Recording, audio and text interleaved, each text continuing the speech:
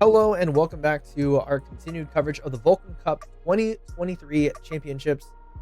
My name is Just Jordan, and we are getting into Group B. We just finished up casting all the games from Group A. Heaven made it out first, followed by Kamikaze. Group B brings us Maro, Cognite, Ares, and Anticore. I think this might be one of the ones that actually has a Zerg player in it, which will be exciting for me as a Zerg main. But we'll see. I'm not, as I previously stated, I'm not really familiar with most of these players. It's going to be my first time casting most of them. Yeah, it looks like Anticore is a Zerg player, so nice. So we're going to cast the matches in the exact order that they appear here, just for simplicity's sake. So Maro versus Cognite is going to be up first. Game 1 is going to be on Ancient Cistern, and that's going to be another PvT. Most of our series today, it feels like, have been PvTs.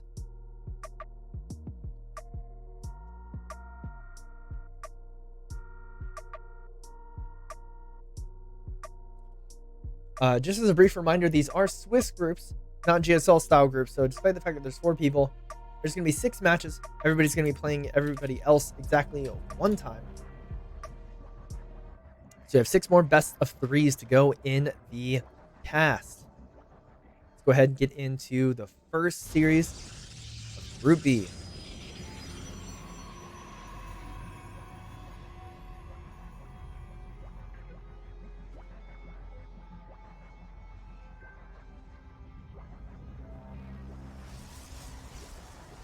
Spawning in the upper right, the red Protoss for Platinum Heroes. He is Cognite.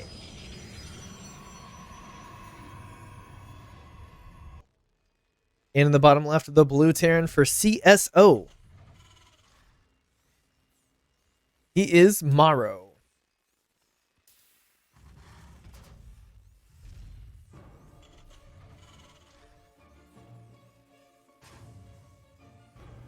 Sorry, my cat has decided that today she wants to be cuddly, so I'm having to do a couple different things at once. We do have a bit of a proxy here out of Maro.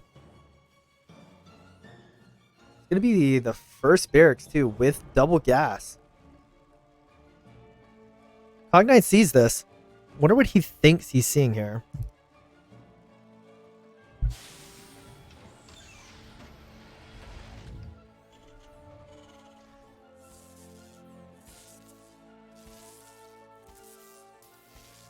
A little bit of probe harass. Wow, it's got... How does he have him pinned like that? Well, that was pretty cool. Didn't know you could do that. Harass on the other side as well. All this harass is... I mean, it's actually kind of great for Maro, isn't it? Every probe that is harassing SCVs isn't scouting for the proxy, which could not be closer. Here it is. There's a Zealot out. It's going to try to move. Ooh, a little bit of miss micro.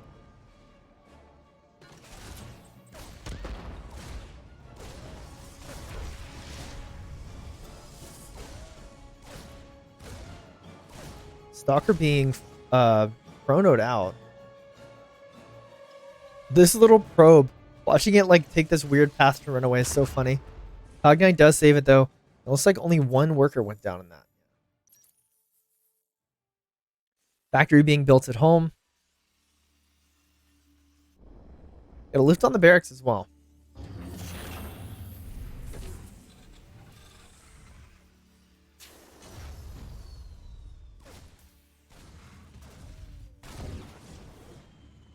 Reaper's going to get that scouting probe. They're going to push back in, see what they can get done. Units on the main base spreading out, trying to get an idea of where those Reapers are going to push back in. They did take the time to make 2 of them, so might as well stay active out on the map. That proxy, I feel like, was not all that impactful. It just got the 1 probe. Cognite's micro was more than able to handle things back at home. Yeah, he's taking a natural in base. Or Maro is taking a natural in base.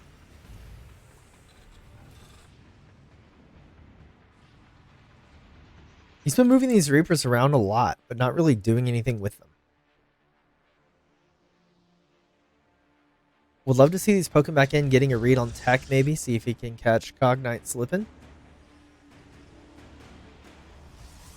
Gateway up front here, along with the Robo. Siege tanks being built back on the blue side of the map. This is such a vulnerable gateway. I feel like you can siege up here and not even have to really get in range of anything dangerous to just get a building for free. And with the early Terran pushes, those are a pretty decent pickup. They're usually a good chunk of the Protoss production at this stage of the game. Observer's going to see this a couple seconds early, moving out.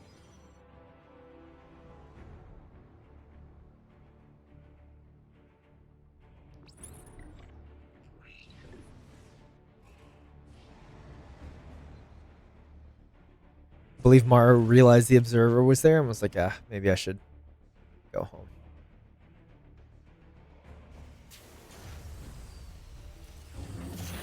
There's a lot of barracks.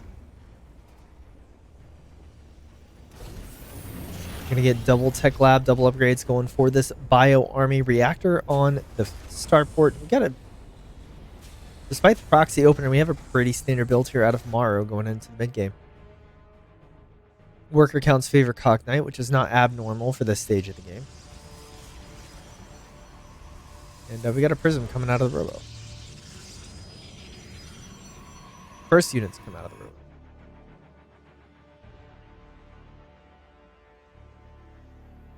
Twilight as well. It'll probably be Blink and Charge in that order.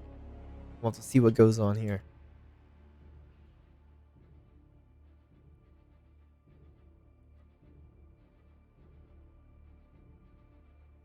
So yeah, I don't recognize many names in this tournament. The only one that I do recognize is Cognite, but it's only because a friend of mine, friend of the stream, Disrespect, was playing in DreamHack Atlanta, and I think him and Cognite ended up pulling the same group.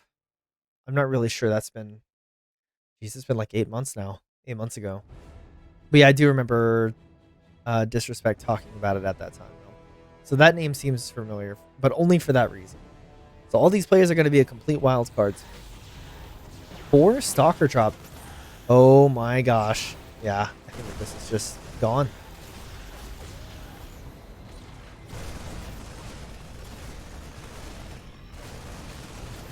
Little bit of a blunder here from Cognite. Maybe got a Marine or two, but lost the Prism and 4 Stalkers at this point of the game. I mean, he is somewhat ahead, so he can afford it, but that army supply, though. If there's a big move out from Terran right now, things could get really bad really fast. Observer goes down. Maybe that's good. It frees up some supply for Cognite because he's going to need all hands on deck for the hold here. Charge will likely be done by the time that this hits, but there's no blink here. That's going to severely limit the mobility of Cognite in order to break these siege locations. Going to be reliant on the pure brute force. Mario also not willing to siege early either.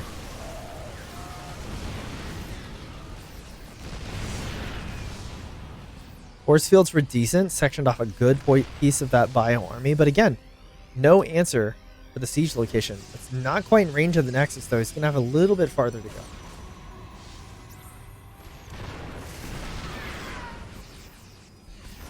There was a brief lock-on of that shield battery, but he didn't maintain vision, so he had to back off. But that shield battery going down, the removal of Green Beam means it could turn this game on its head in an instant. Blink and +1 on the way.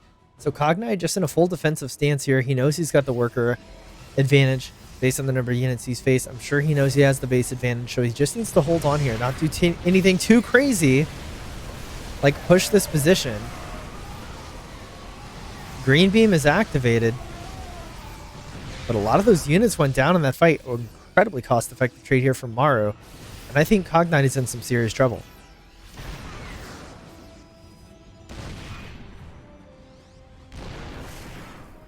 One more big head in production, but he's a ways away, as is Blink and +1, so not a whole lot of help forthcoming for this Protoss army. Trigger is pulled, and there's like no units here. 5 siege tanks, another interference matrix. Yeah, Maru seals the deal, takes game number 1 versus Cognite. It looked like Cognite was ahead economically speaking. I can look see he was 8 workers ahead, and then he did have that third base, but he just was unprepared for, you know, the siege. Losing the prism and the 4 stalkers, not a great start to defending a play like that.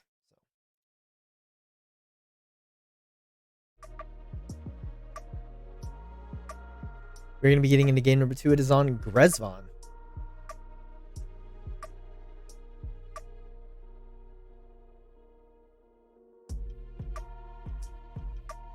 Real quick reminder, if you're enjoying the stream or you want to catch the rest of the Vulcan Cup, be sure to follow the stream. I'll be casting Group Stage 1 at least. I'll likely catch some of Group Stage 2. And yeah, whatever they'll have me for, I'll happily cover on this channel. And I know a lot of the players in this tournament, I have not cast games for them before. But as I said, I'm very thankful for the opportunity. Hope I'm doing you guys justice. Let's go ahead and get into game number 2.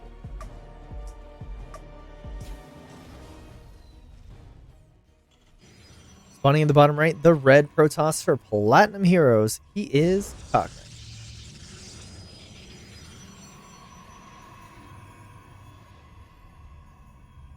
And in the upper left, the blue Terran for CSO. He is Morrow. CSO is a team I know pretty well. I cast a couple of their other members in the OC Elite Rising Star. We're taking a break from the Rising Star. It usually airs at 7 p.m. Eastern on Tuesday nights. We're taking a break to make sure that these groups get covered before Group Stage 2 is finished. But yeah, the CSO Academy squad features a whole host of players. Morrow is just one of many, but the pro squad includes Trifax and Young Yakov regulars in the OC Elite Rising Star. I think Young Yakov is actually the reigning champ of that one.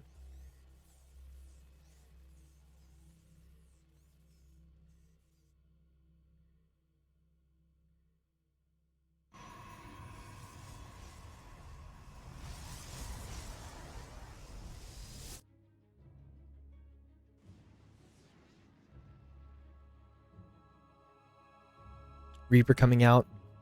For all intents and purposes, this game looks very, very standard. No proxy. I like Morrow's decision to just kind of play it straight up. The proxy last time was held with relative ease from Cognite. Only bled 1 probe, which I think is about as good of a hold as you could hope for with the proxy like that. Because there is a point where, I mean, you just only have a Zealot.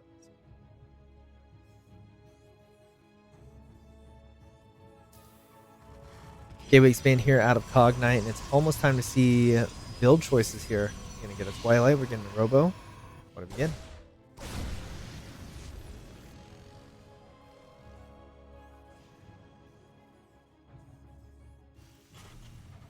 Scouting probe is deleted. Behind that, 2 more barracks go down.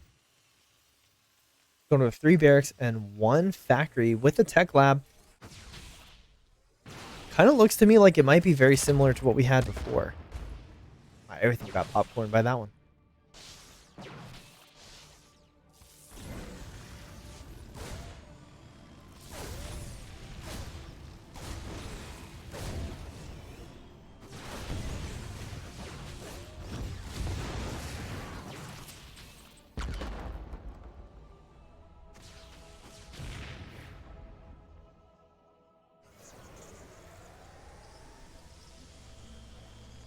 Right, Morrow didn't pick up any real, like, impactful damage. 3 probes though is great, but I think the bigger thing is getting a full read off of this main base. Like, he knows exactly what's coming this way. Did he see? Actually, did he see the roboard? No, I had to have, right? Yeah. If he clicked it, he saw it at least. Observer out first from Cognite. No surprise there. What's he gonna see here though? We still have tanks in production. Yeah, no starport, just 3 racks of tanks. Stim and combat shields on the way. So I believe that we're going to see a repeat here in game number 2. Going to be bio and tanks in Cognite's face in short order. Twilight is finishing up. So he had charge when it hit last time, but Blink, or he had charge when it last time, but Blink was still a ways off. He started charge but canceled it. They decided he wanted to go for Blink instead. Yeah, I was wondering what one he would go for first. I feel like Blink is more important, but he's seen the 2 tanks now. Prism once again. Wonder if he's going to fall into that same trap. He's got a lot of stalkers here at the front.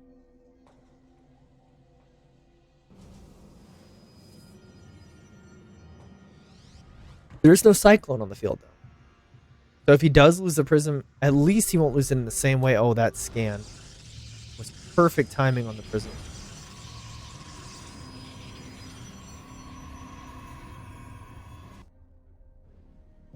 And here's the move out. Once again, very early. Highly likely that this is going to get a cancel on the third base.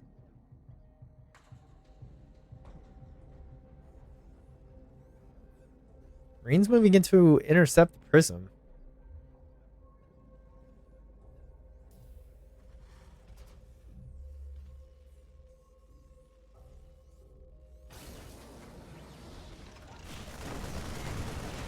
Here we go. Cognite bleeding out quite a few Stalkers here. 4 Stalkers so far have gone down for the cost of 1 tank. I mean, 1 tank is important still, but...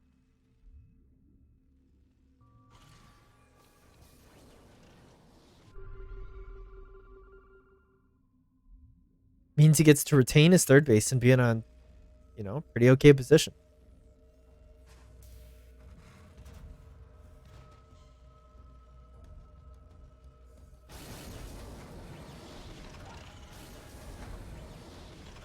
Observer seeing all of this troop movement here.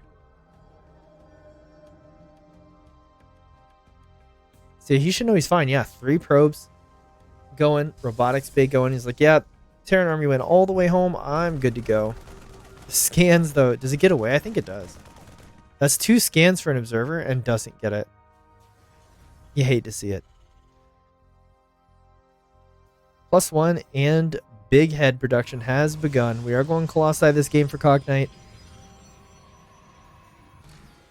It means we should be soon to see Ghost Academy here tomorrow. Unless he's just going to 2-base all in this game as well. Seems a little bit late, but I guess maybe that's the trick. You go home and act like you're going to macro, and then instead you just 2-base all in. Ready for dust off.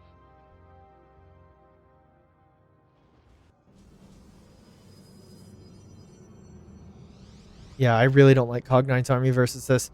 Half the army supply almost. Yeah, no, less than half.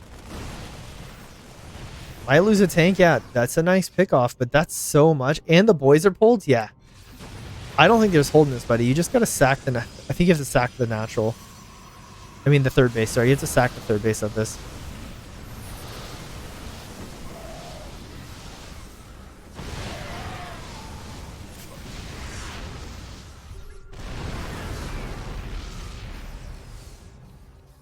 Third base being sacked. Is he going to take the other Nexus right away? I think that would be the most logical decision.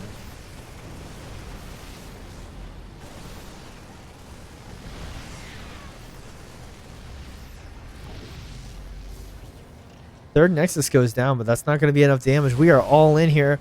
A lot of these SCVs got pulled at the start of this fight. One more tank almost goes down. That thing on 3 hit points.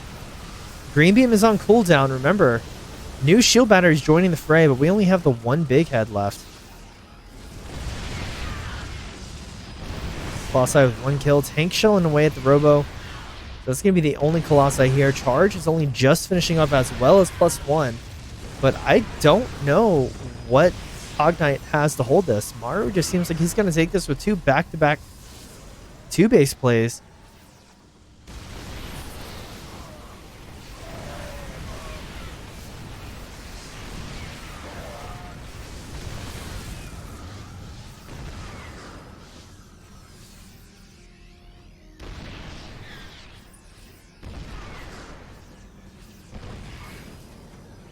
Keep looking on Maru's side of the base to see if there's like a backstab or a zealot run by, and there's just not. Prism's there, but I think he just needs everything that he has at home. I mean, I think you just warp in 2 zealots in the main, and you pray that he's not paying attention.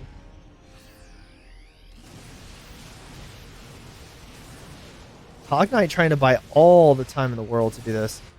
Well, here's the warp in. Yeah, getting the reinforcements is going to be huge. No more parade pushing. But you still got to be able to handle the force at home.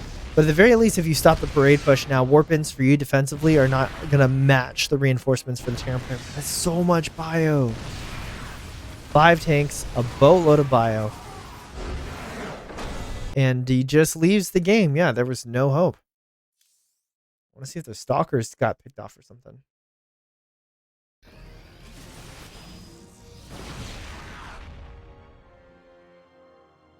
Little instant replay that we get to do. No, I think he just changes the rally. Oh, there he goes.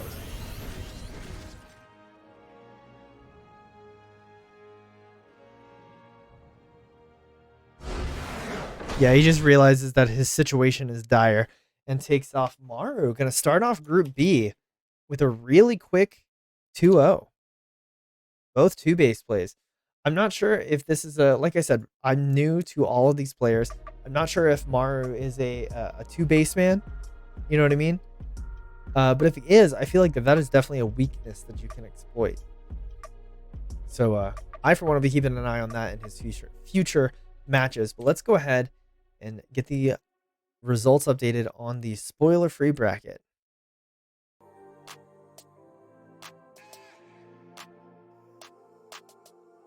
Puts Maru 2-0 over Cognite, which means that, at least for now, he's going to be leading this group. Oh, let's go ahead and edit this real quick.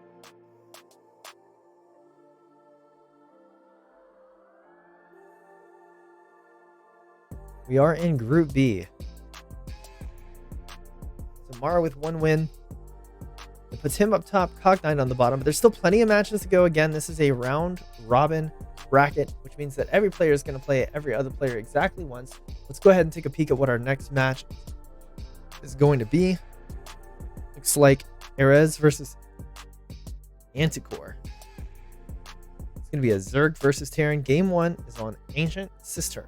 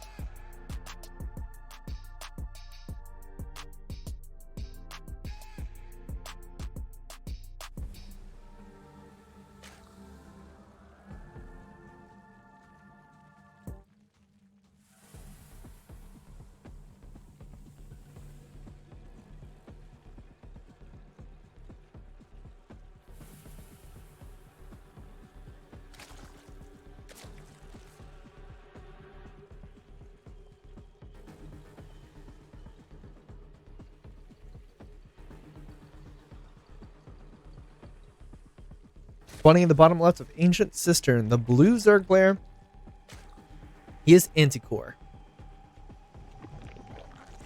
It's like he's playing for the Diglett or the Doug Trio clan. Not really sure what that is. BBEX? No clue. In the upper right, for Eximius, the red Terran player, teammate to Kamikaze, he is Erez.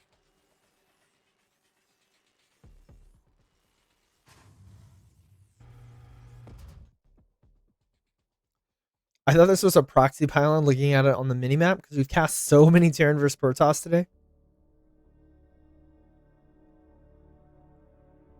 But we do have a ZVT. My favorite matchup personally.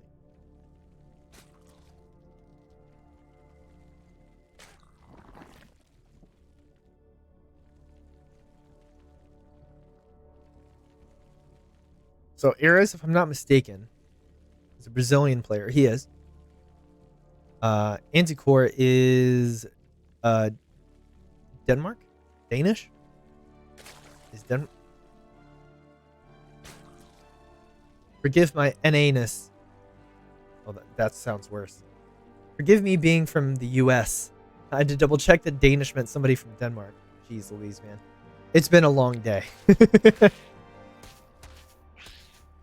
yeah, Ares being from Brazil, I'm very familiar with the LATAM scene. I used to cast the Sentimiento Latino, which was a tournament open to only LATAM players. And that used to be a weekly that I used to do. And then from doing that, I was able to leverage that into covering Copa America, which was the LATAM version of the WCS Challenger, for those of you who have been around for some years. That thing is zoomy. The Tastalope. Lord.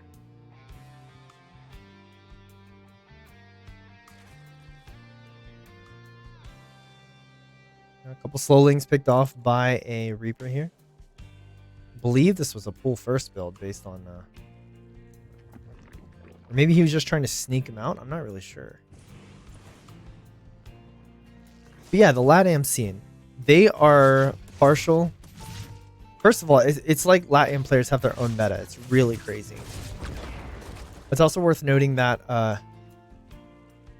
in my opinion and experience, they favor more cheesy or aggressive builds. So we'll have to see if that's what's at play here. I know that in Terran versus Zerg, at least, mech is really popular in the LATAM scene, or at least it used to be when I was really active in it. So might be a versus mech game. I don't know if mech is played at the 5k level anymore. Not like that. Oh, never mind. I thought this was a starport when it first started building. I didn't even think anything of it, but this is definitely a second factory.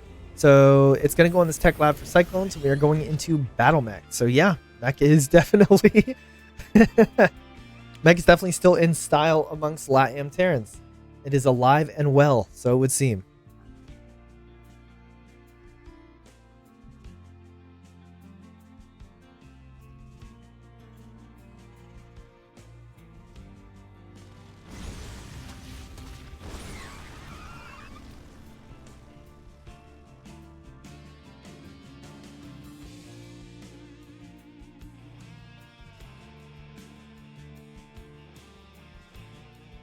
Lings going to either side to scout the third base location. There's a Marine here to stop the Overlord. It is a Lair and Bailey Nest on the way for Anticore. I don't think he realizes what he's up against just yet. It's going to be a matter of if this Overlord sees enough to confirm.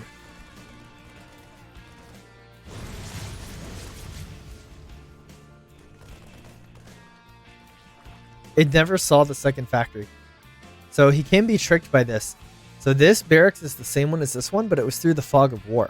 So if he doesn't do a follow-up scout, he just sees 2 barracks and 1 factory and no starport. Doesn't even see the tech lab here.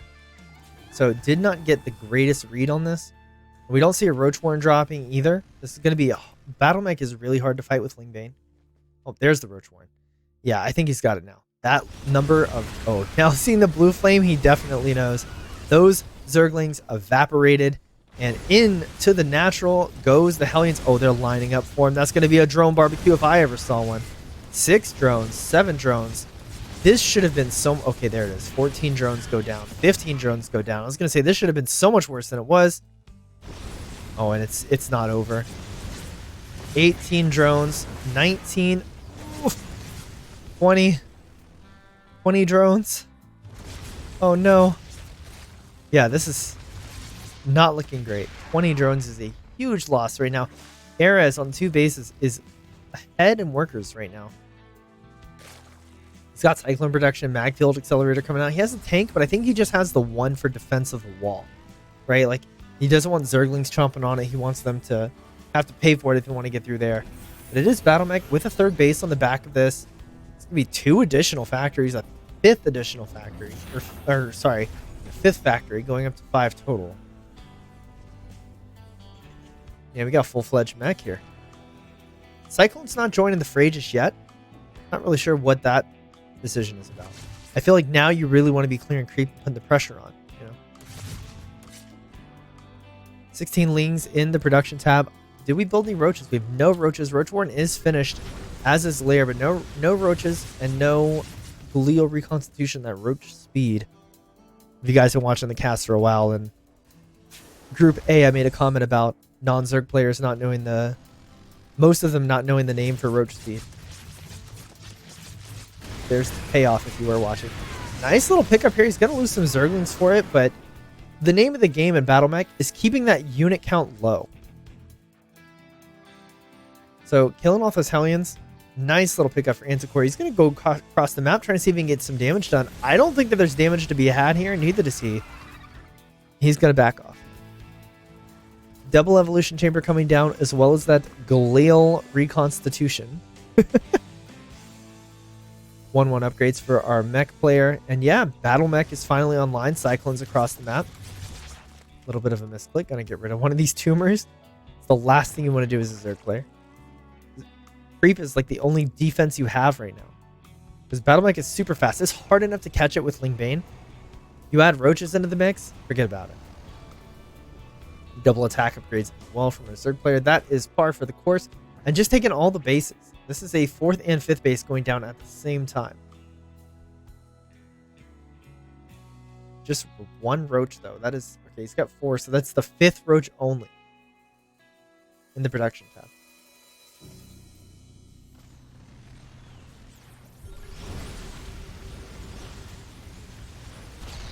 Ooh, Cyclones picked off mid-map. Again, that's a huge pick.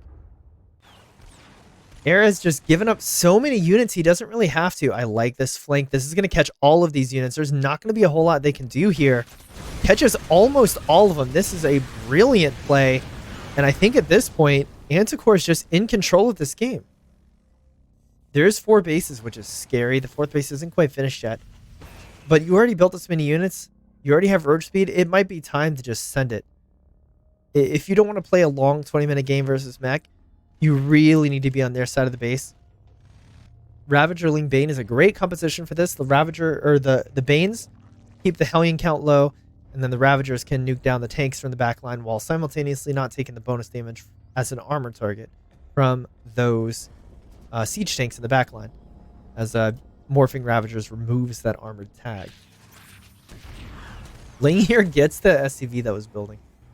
Unfortunately, there was one ready to go. But another Hellion run by. Only about 7 or 8 drones here. They're definitely all dead. Goodbye. And they're going to try to get out while the getting's good, but most of them get surrounded again. And once again, Ares is going to lose some of those battle mech units. And usually this stage of the game is so much more oppressive for the Zerg player. Because you're getting your creep cleared. You're getting, your bleeding units to lock on. And you can just never... It's always a challenge to try and catch that army. But Ares is just diving deep every time he pushes in. And he's getting those units cut out. His unit count is really low for this stage of the game. Usually you should be getting, you should be approaching max out. Here's the Ravager Ling Bane, but Baling speed is a ways off. It seems like a little bit of an anti-timing as a result.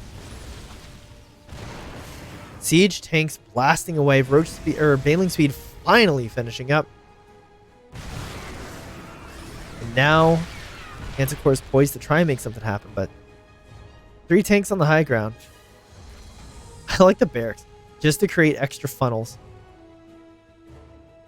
Not a bad use of a building there, if I do say so myself. Planetary outside of the 3rd base. This is wild. Probably one here too, right? Yeah, there's going to be one here as well.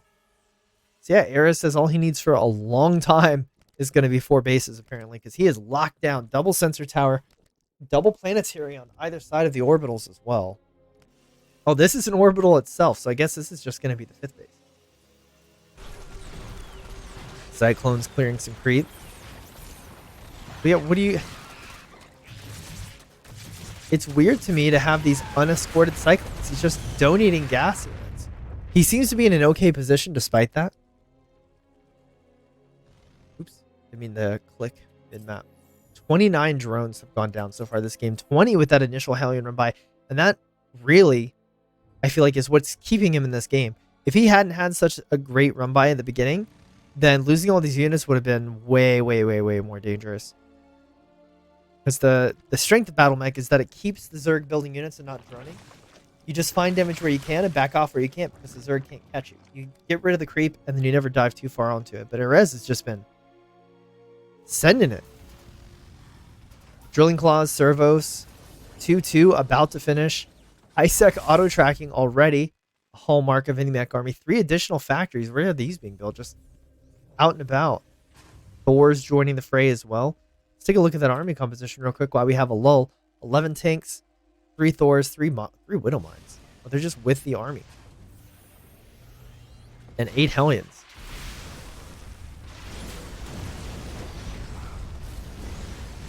Little 3 Ravager hit squad over here. 2-2 halfway done. Hive and double Spire as well.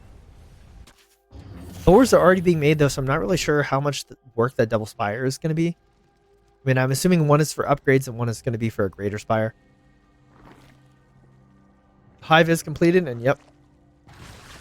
That's exactly what we're seeing here. But it's flyer attacks though. I'm confused by that choice. I figured it'd be armor because you want those Broodlords to stay alive a little bit longer. And there's nothing really in the air for your flyers to hit unless he just plans on going a bajillion mutas. But he's not. He's getting Burrow. Corruptor's on the way. I like Burrow. Do you think he'll go Burrowed Banes on a mech army?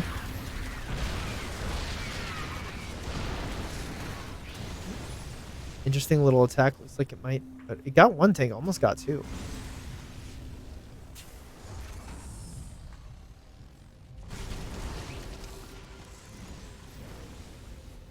Here's the engage. Yeah, this needs Vipers for sure. 1 Blinding Cloud on this army. And I feel like he might just be able to clean it up with what he's got. Without that Blinding Cloud, though, all those tanks, he's going to be hard-pressed to get there. Banelings go marching in, and that's... He kills some Hellions with it, but that's a huge gas donation. Hellbats down at this fresh base down here. And big F2. Even the Queen's going down there, leaving everything up top undefended. The Corruptors are the only thing staying up here, and they're not morphing to Broodlords just yet. A lot of larvae in the way of Zerglings being lost here as well. The base goes down on top of everything else. And yeah, for the low cost of 4 Hellbats at that game, that's a huge pickup. All the Zerglings, the base as well. Even the larva was annihilated by that. The Queens finally arrive at the party, but the party's over. I don't know if you guys have ever done that. I should have had a birthday party after work one day, a couple months ago, as everybody was leaving. And they're like, oh, you missed the whole party. And I was like, I had to work. I came as soon as I got off. Sorry. 2 Broodlords. Oh, there's 8 in total. Okay. Ooh, that's a lot of Zerglings. They're going to try and get back to get on top of the tanks. There's an anti-armor missile. But there's also Thors everywhere, and they are just annihilating these Broodlords. Liberators are granting high ground vision. Corruptors are not doing anything to alleviate that problem. And Erez is just going to send it with this. Finally, the Liberators get in here looking alive, if you know what I mean. But so many Broodlords have gone down to this one Thor. Oh my gosh, Thors are so good at killing Broodlords. Again, there's going to be 2 more that die. This entire mineral line goes down. The Broodlords are just 1v1ing the Thors and not having a good time of it. Hellions clearing out another mineral line, forcing an evac there. More Hellions and yet another mineral line behind this. And yeah, Era is all over the place. Tanks are retreating. And yeah, I think he's like, my damage is done. I just need to regroup here. The infestation pit's going to go down. We have +2/+1. Oh, yeah, +2/+1 for flyers, +3/+1 for the ground army, and Ultralisk joining the fray. I do like this decision. Ultralisk with this army would have helped out quite a bit. They have the staying power to deal with the Hellbats, to cleave through them, and then keep Thors occupied. Keep them occupied at least, if not kill them outright.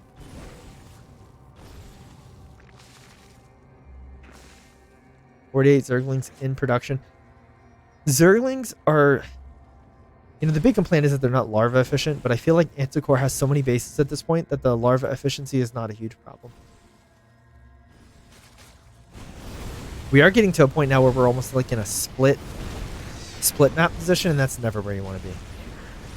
Also great for Anticore if he does get to Ultralisk is that the Liberators have been subbed out for Vikings. Vikings are, of course, a little bit better at dealing with the Broodlords than Liberators are.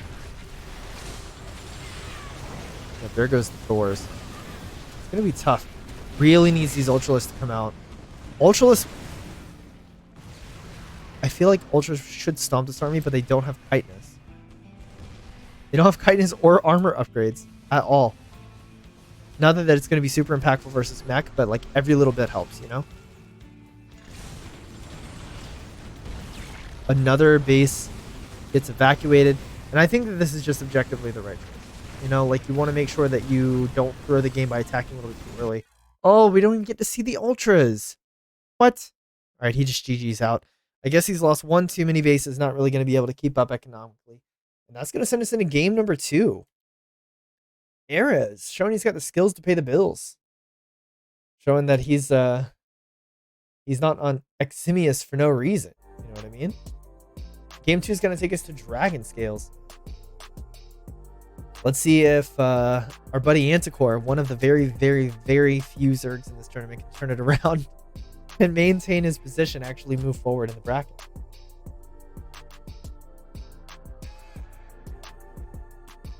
Like, I don't want to turn, you know, as a caster, I do my best to not turn into that guy that's constantly just rooting for people who are play his own race. But given that in this tournament in particular, there are 11 Protoss, 10 Terran, and 3 Zerg in Group Stage 1. Yeah, I think it's safe for me to root for people who play my own race, just so there's some diversity in the cast. You know what I mean? All right, let's go ahead and hop into game number 2. It is going to be on Dragon Scales.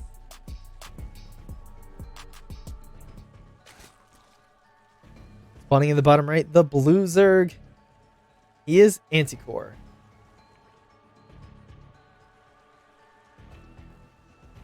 And in the upper left, the red Terran player, he is Eximius.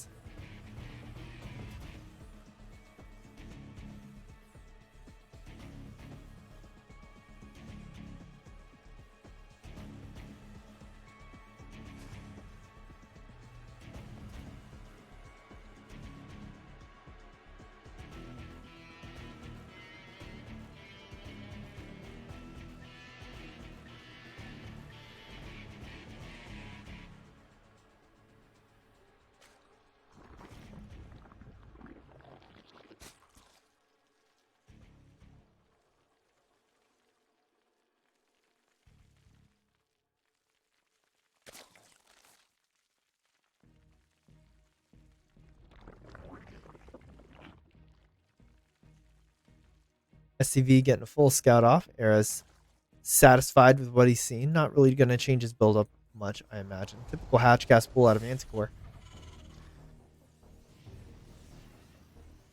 Era's really solid mech player from what I've seen. He's a little YOLO with his units when he shouldn't be. But I'll be interested to see what Anticore has up his sleeve, you know? Knowing that his opponent plays mech now, is he going to approach this differently? He's going to maybe do more of a follow-up scout, get roaches a little earlier. I'm excited to see it. I feel like he definitely suffered from not scouting that it was mech sooner, because he had Zerglings to defend the Hellion run by, which is typically okay, but then Blue Flame kicked in, and all the Zerglings evaporated, and he just wasn't really ready for it.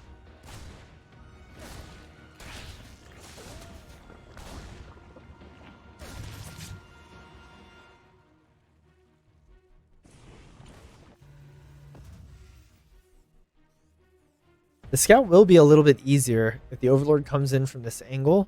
Should be able to see the tech structures a little bit better. It's going to be reactor Hellions at least to start, but the primary difference at this point is that we do have a starport. It's just being proxied way, way, way across the map. I wonder if that's going to be a BC. You know, this would be a great way to catch your opponent unaware, right? Like, you didn't build a starport at all last match until, like, way, way, way later into the game. You went battle mech, right? So build a starport early. Your opponent's not going to be expecting it. We'll see. Tech lab for this, but it's a Roach Warren already. Roach Warren already at the natural. Has this been scouted yet? No, it has not. This is the vision for Eras. It's a Liberator. Reaper stat as well. That's going to be the scouting tool for Eras. So he's not going to know that this is Roaches for a little while at the very least. Those Hellions want to get in and scout. They're not going to get an opportunity to. The Liberator could be a big deal. We'll see. It all depends on the response here. There's nothing here to defend against this. Okay, Queen finally going back to inject.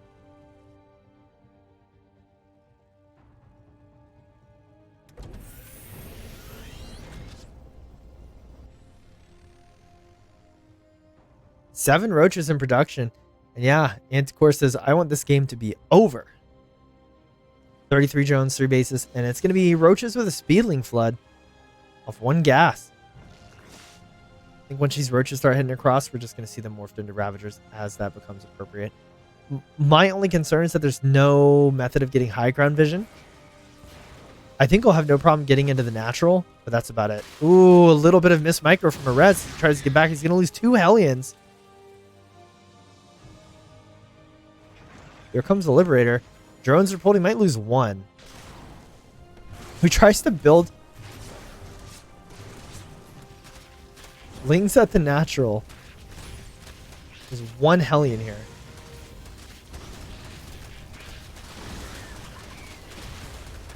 And yeah, this wall is definitely going to get opened up. There's a bunker being built. I don't think that thing is ever going to finish. There's 4 bunkers being built. 2 in the low ground, 2 in the high ground. Door is closed. But he's sacrificing the low ground expansion, at least for now. There's a Hellion run by in the natural. Queens are doing their best to defend against this. But 7 drones go down. Anticore's only on 25 drones. The main base is opened up. There's a lot of units here. They're trying to repair the bunker. The Zerglings can't get enough surface area. Oh, Rez, what's gonna say? No, Rez has the money. He just like stopped the repair for some reason. Now the SCVs are fighting, but he's gonna lose so many workers off of this. Yeah, 12, 10, 9, 8, 7, 6, 5. Yeah, this game is over.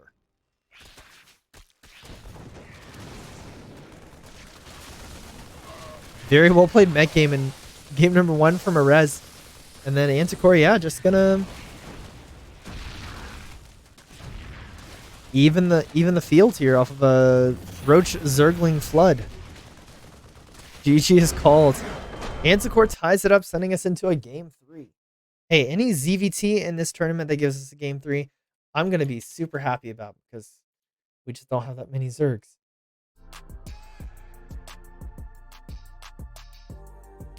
I did mention this during Group A as well.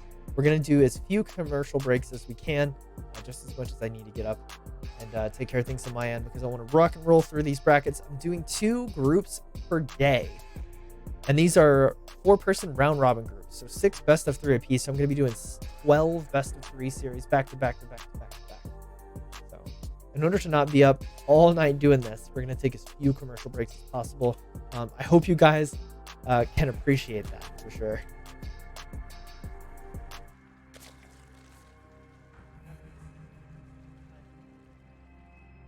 I don't understand. Like, I want my cat's attention all the time, and she's ignoring me. But then the one time I get on here to cast, she's like, hey, what are you doing? Can we cuddle? Come on. Come on. Hi. Do a little kitten cam. Group A got it, so Group B will get it. Like, okay, okay, okay.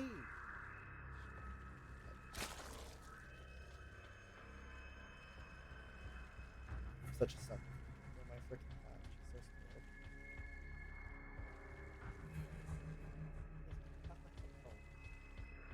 Alright, spawning in the bottom left, the blue Zerg. It is Anticore.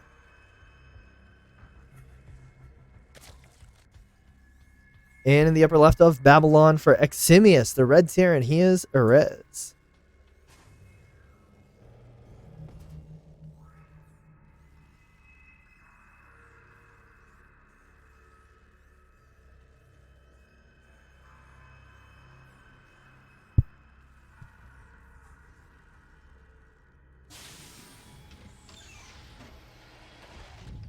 Patch gas pool here out of Anticore. Nothing crazy. I do think that Arez is going to be a little bit more diligent on the scout, though. A real easy way to lose a game if you got roaches halfway across the map before you realize they're coming, especially when your build was a proxy liberator. I feel like that liberator at home would have been a lot better, especially if you could focus fire the roaches. Like, maybe the hold becomes a little easier. But yeah, we'll see.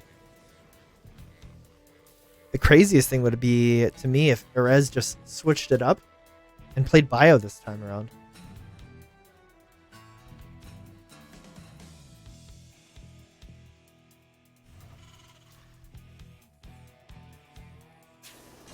factory coming out. Safety Marine as well. It's not even a Safety Marine. It's a Don't Scout Me Marine. Gonna be a reactor as well. Almost certainly going to be a Hellion opener.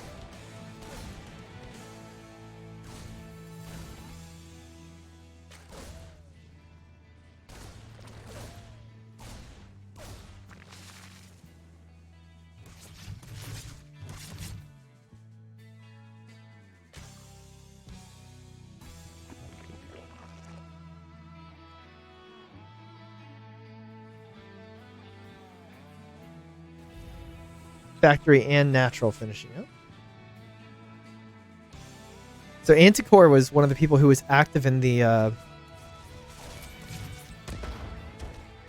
group stage 2 selection chat. He was talking a lot. And seems like a good dude. The conversation, he was complaining about being in a group with somebody named Stranik. We'll have games for him either tomorrow or the following day.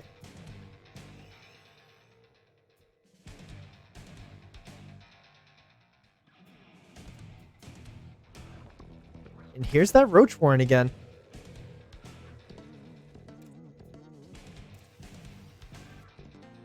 Not scouted yet.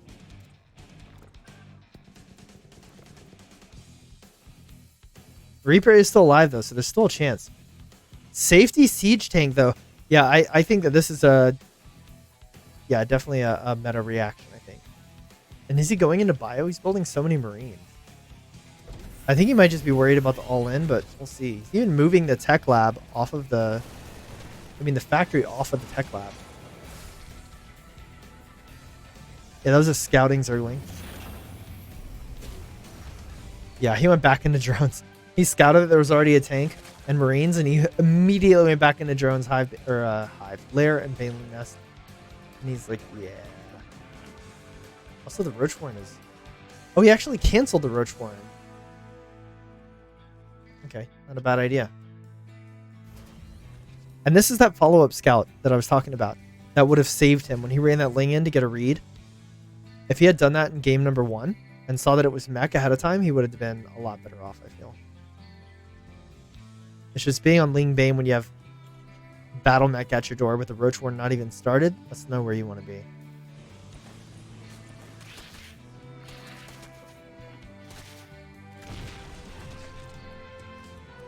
Battle Cruiser. I didn't even see the Fusion Core go down, but here it is. Oh, double Battle Cruiser. Yeah, this seems like a very unexpected move to me. Based on the first game, Erez was clearly very competent as a mech player. So the fact that he would opt for a battlecruiser build is unsurprising. Yamato coming down as well. But again, this is where that follow-up scout comes in handy. You know, a lot of Zergs are building plenty queens. And that's just normal.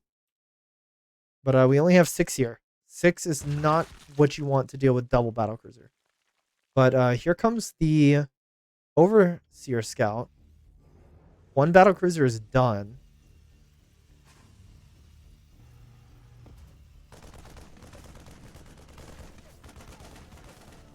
Both of these get scouted. The battlecruiser gets scouted too. So that's everything that Anticore needs to know.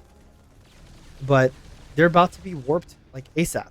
Like I imagine the warp would happen right now. There they go.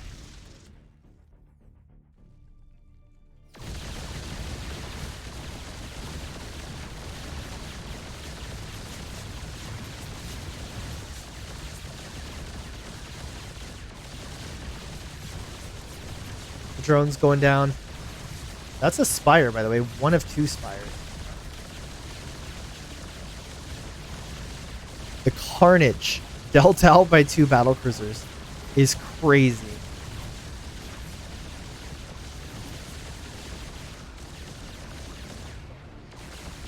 They're just so angry.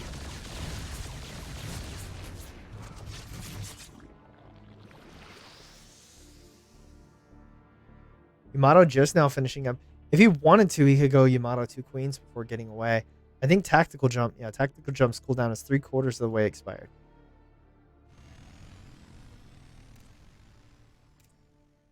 Oops. Hellions going for a run by, but gonna go underneath 2 different overlords before getting there. Ooh, armory's halfway done, so these aren't gonna be hellbats just yet.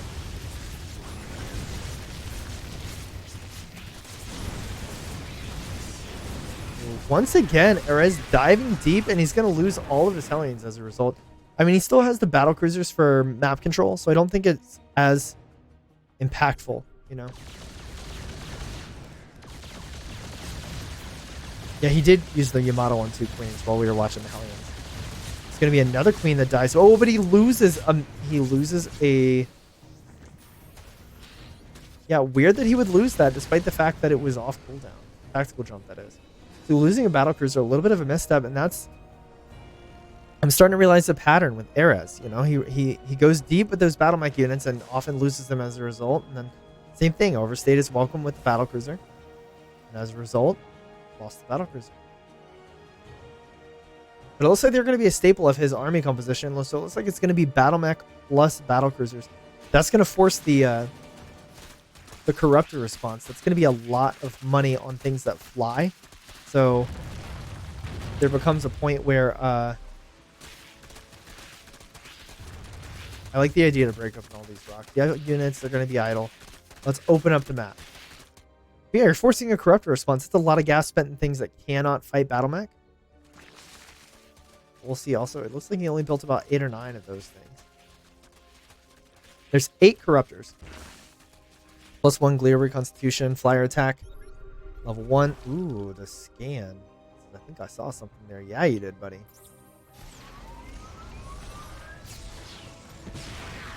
Wow. The range.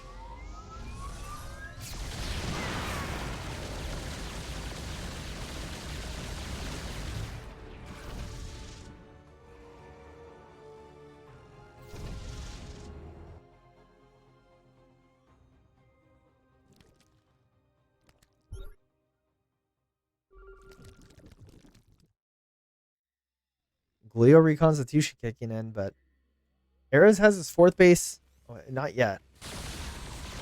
Baneling's coming in. The SCVs were evacuated very early.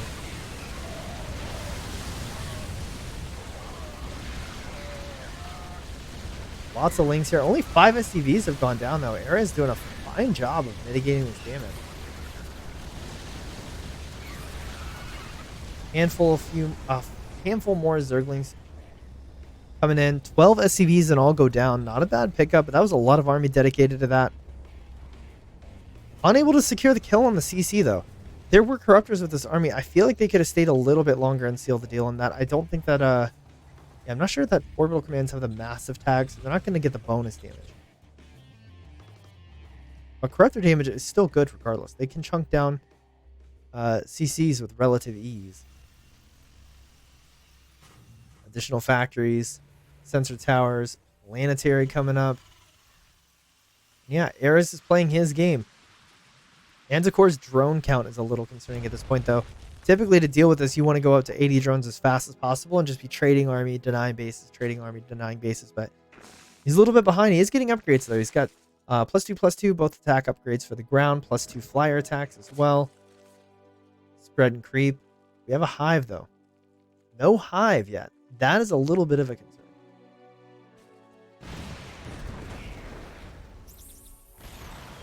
Ooh, cyclones are gross to deal with this. This is likely going to be... Oh, not quite. Look at Erez, not overextending with his cyclones. The Lings are ready to pounce on those things. Yeah, here we are, Ravager Ling with the Corruptors to contest the battle cruisers.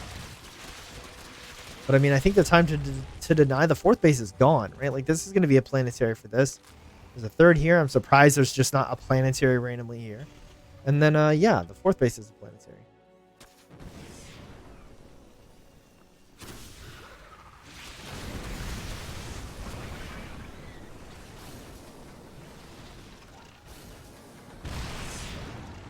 Ooh, change in the attack pattern. Banelings come crashing in. The Cyclones were pulled, but the Hellions were not. This is a lot of that ground army going down.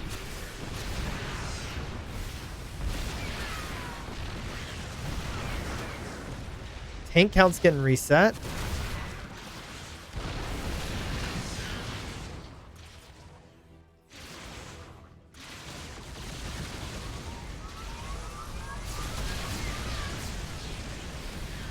One BC goes down. The rest of them are sent packing. But with nothing on the ground, the Cyclones are going to be able to shoot away these Corruptors. Not a bad use of units here from Anticore. Essentially resets at tank count. What do we have in tanks? Yeah, he did reset it. We are at 0 siege tanks. That is going to be a huge problem the longer this game goes by. Hellions morph into Hellbats in the natural, or in the third base here, but they get taken down before they finish, despite servos. Lane's hopping on top of these Cyclones as well, and this is the beginning of the end for Ares. He started off strong, but his third base is gone. What else is in production? 10 more Corruptors in production just for good measure. Hellbats cannot be made fast enough. Liberators being made as well, but what are they going to do against Corruptors? Not a whole lot is the answer. VCs are holed up in the main base. There only appears to be 2 of those left. And just a never-ending flood of Lings everywhere. Except that 4th base, though. There's a planetary there, and there's no way that would work. Hellions and siege tanks. Oh, one tank does get siege, but it has a bunch of Zerglings on top of it. Is the repair going to be good enough? Maybe, maybe not. But, like, where do you go from here as the Terran player? It's a 5-base Zerg. Luckily for you, he doesn't appear to have Infestation Pit, so Hive is far off.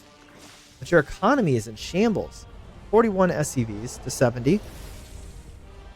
And 3 bases. One of which is your main, which is half mined out. Finally, the Infestation Pit is on the way.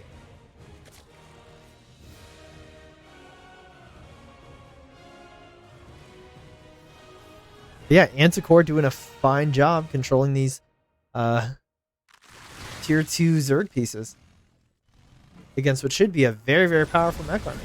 Did a great job resetting that tank count. The initial Banes got all... Oh my god, that's so many tanks.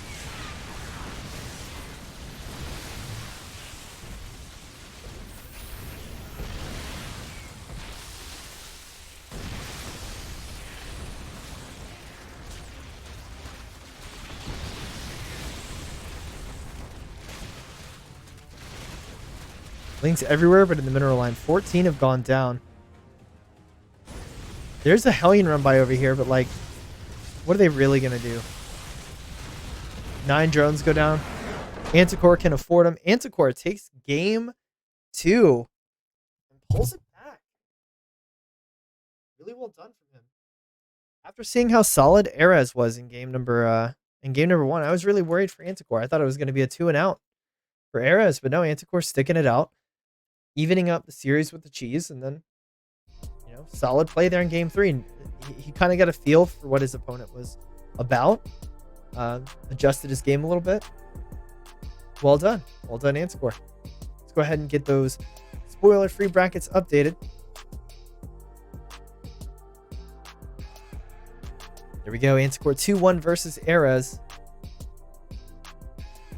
That makes our results look something like this. Morrow and Anticore at the top, Ares and Cognite at the bottom. But we still have, what is that? 4 more series left to go? Yeah, 4 more. Let's go ahead and take a look and see what's next. We're just going to do them in order that you see on your screen. Anticore versus Morrow is coming up next. The quote-unquote winners match. This is a round robin bracket, so that doesn't really apply. But our 2 winners here are going to be facing off next. Anticore versus Morrow. First game is going to be on Ancient Cistern.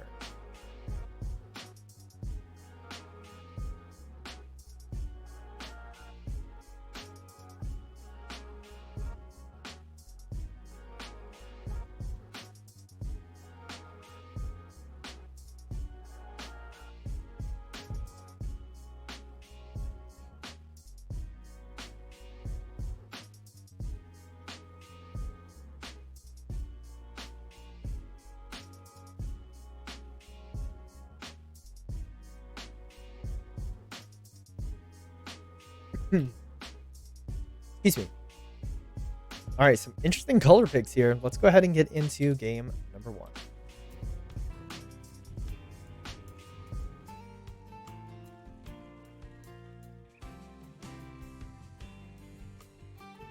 Spawning in the top right, the Cyan Zerg. He is Anticore.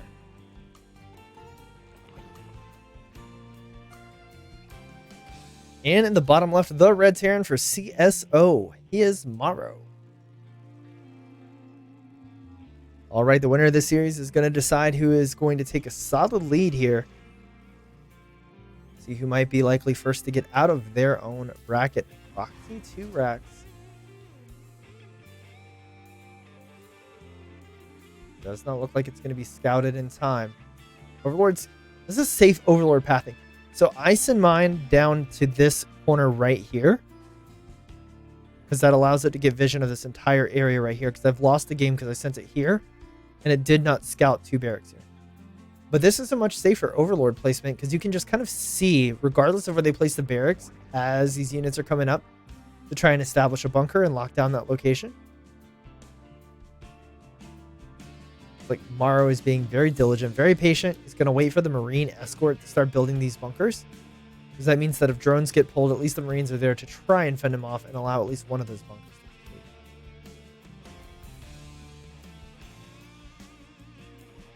Yep, and that's exactly it.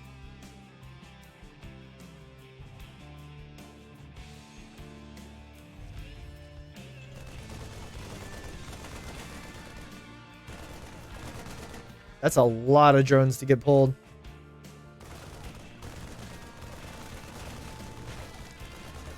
Nice control out of Morrow though. It's a kill on the bunker though. That is a huge pickup for Anticore.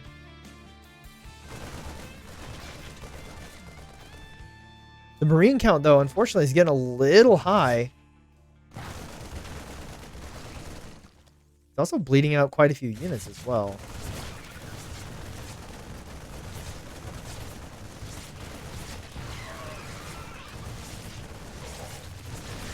Whether or not this is held is going to be really close. All of the SCVs have gone down, so this bunker is not going to go down for a while, if ever.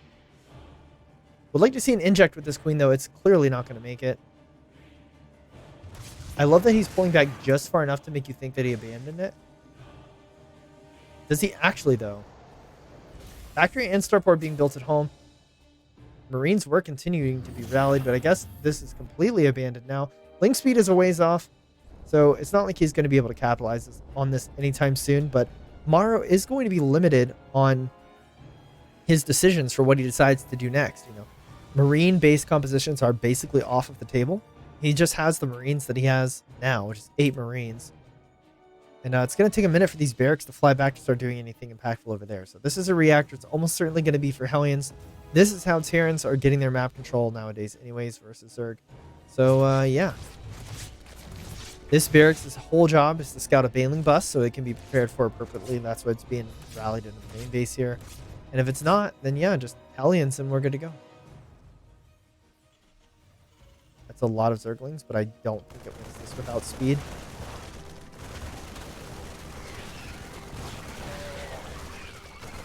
I honestly think he would have been better off if he had just left them on the ramp and not stutter stepped them. But oh, the medevac and everything popping at the same time was just good enough. I didn't realize he built a medevac with this, but he's going to be able to get this force to the other side of the map with the quickness. Is this one base play? No. Surely he would have just left it. No, there's the second CC. It's like a Liberator. This early? That's a weird decision.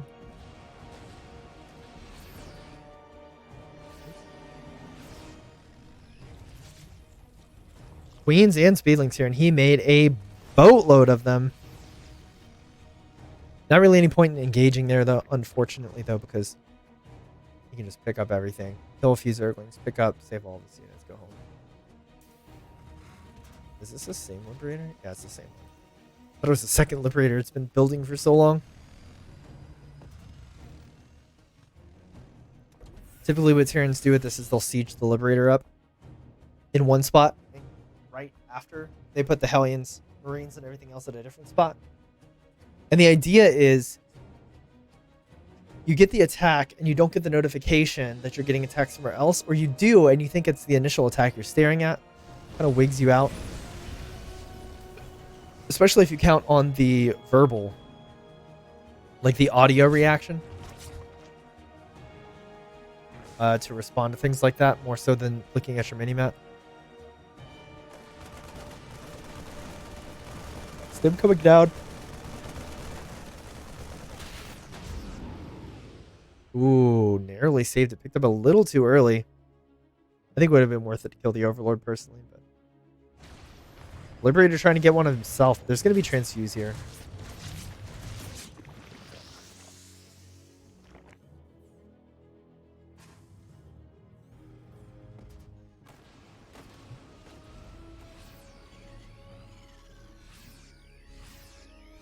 Lair already? Well, I guess it's 6 minutes 30.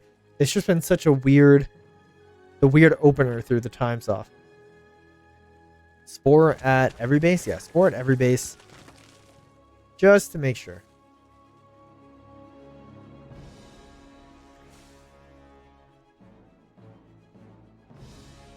It's like the Liberator is going to head home for now. It's being replaced with Widowmine drop. Okay. Alright. I mean, the Liberator kind of forces out spores. So you know there's going to be detection anyway. But we'll see. Overlord in a great spot to scout this coming in. Anticore reacts immediately. Yeah, does not want to lose that medevac and realizes between the Spore and the Queen that was likely going to happen. So he's going to transition. But there's a Spore down here as well. So, I mean, unless he drops them and walks them over, I really don't know how he's going to be able to get this Widowmine drop down. Especially now if he loses the medevac. Hello. Only 30 health left on that thing.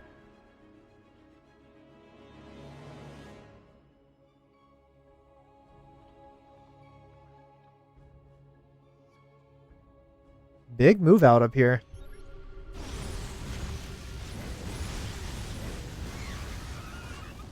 There's no armory with this. This isn't going to be Hellbats. It's just a, this is a Ling Bane clearing squad.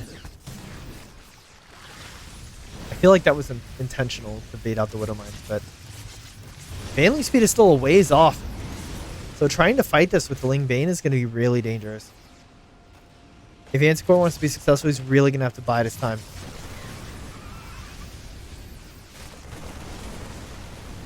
This is a lot of Terran. It's a lot of Terran with not a lot of economy in the production tab. We got 40 SCVs and nothing but units. Plus one as well for that bio army. And yeah, this is just a game of cat and mouse essentially. Mara's going to poke in, poke out, and Anticore is going to pray for no big push before Ling speed completes. Looks like one medevac got picked off. There is another low one down there. Hellions getting surrounded. This is a really nice pickup for Anticore. Really nice pickup for Anticore. And he's just waiting for the full commit as he pulls up his units and Baneling speed completes. And here's the surround. He's falling back into the Widowmines. The Widowmines don't get the shots that they need by any means. This bio is badly, badly bruised. The Lings are going to seal the deal. G is called. Single G. Anticore takes game number 1 in this best of 3 ZVT. Boy, in this tournament, it feels like Christmas to get a ZVT back, or 2 ZVT back to back. I need to count my blessings because I know that moving forward, this is not going to happen very often. Game 2 is going to be on Dragon Scales. Anticore, solid play, waited, just pushed him back far enough to keep him away from being sieged on within range of that hatchery, and waited patiently for Baneling speed to complete while he got a couple more rounds of Lings out. And yeah, well done. Just gonna put Maru on the back foot. Let's see if he can switch it up here in game 2. We are on Dragon Scales. Let's get into it.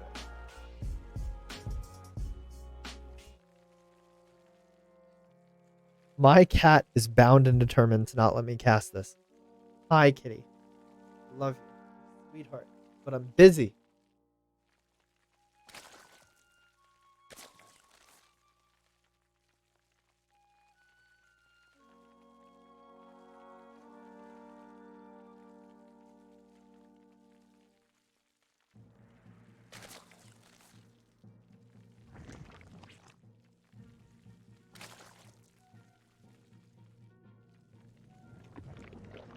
Ooh.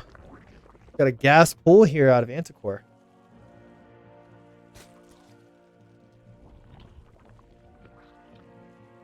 So, spawning in the upper left, your aggressor.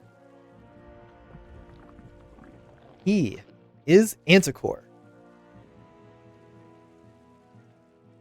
And in the bottom right, the red Terran for CSO is Maro.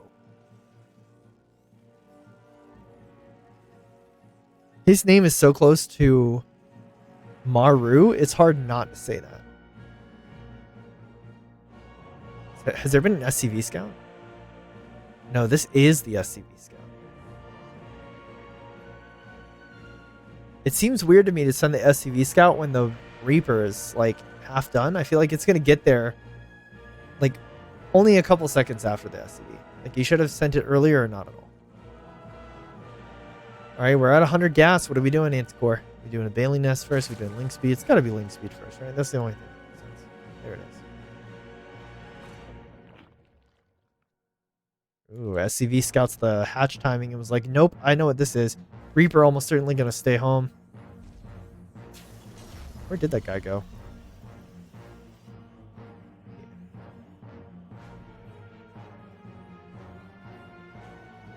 CC being built on the low ground. Interesting to me that we wouldn't start a bunker like right here, but I guess it's going to be like, I guess it's going to be more lings than he's going to be able to hold anyway, so.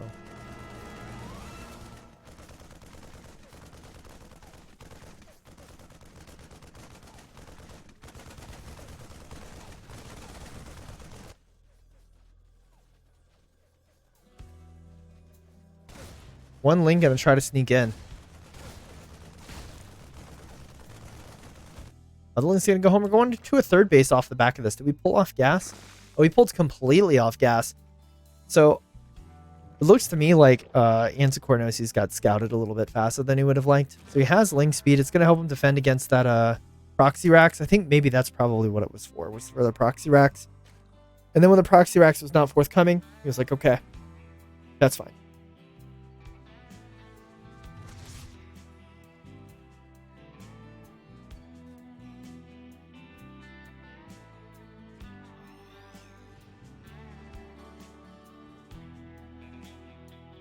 He just wanted to feel safe, adjusted his build to his opponent a bit. Yeah, got a solid game too.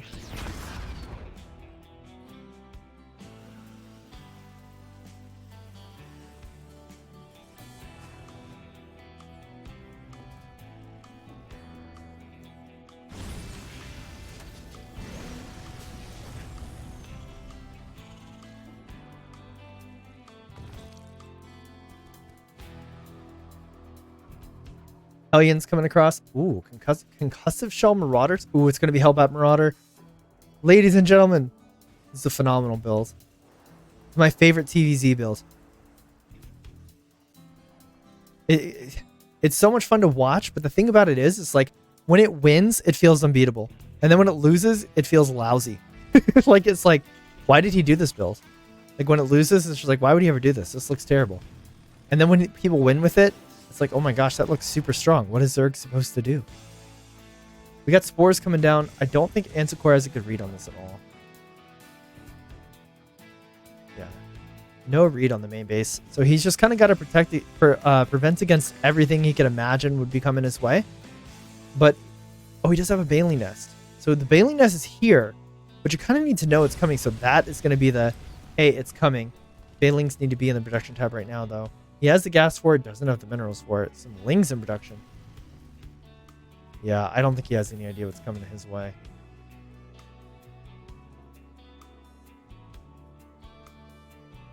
A handful of banelings makes this much easier to hold.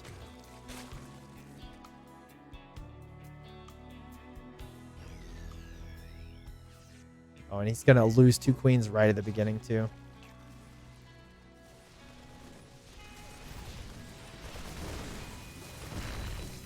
Eight Banelings morphing, but I don't think they'll ever finish. Oh, he can't actually see them. Now he does. If he doesn't jump on top of those, I'll be surprised. Some of them aren't going to finish, though. He does pre-split.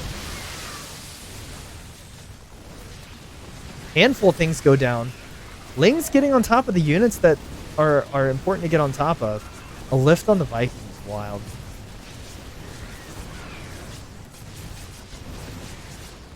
We get a transfuse on the queen? Not quite.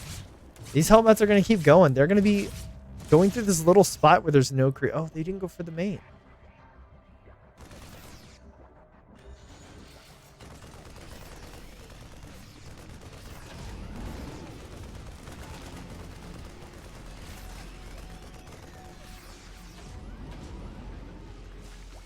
You're just going to pick up and leave? What a weird climax to that. Like, I feel like if he had just walked in here, he could have killed quite a few drones before, you know, the queens crossed this, because there was no creep tumor here. It was just from here to here, no creep. And those drones had nowhere to go.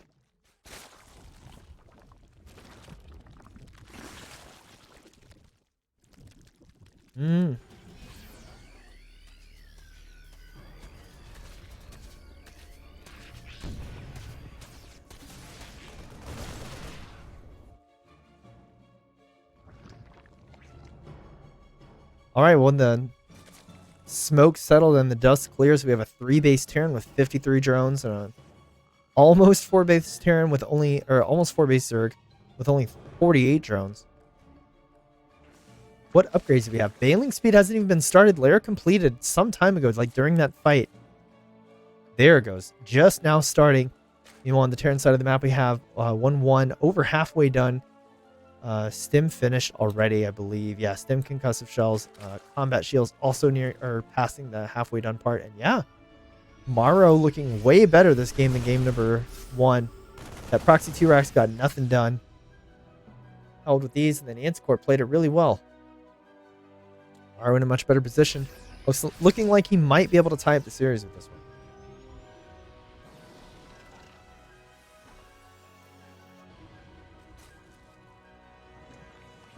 Bane speed is so far away. Anticore trying to chase this. There's no real need. It's not in danger of killing anything important. 16 Marine drop headed out.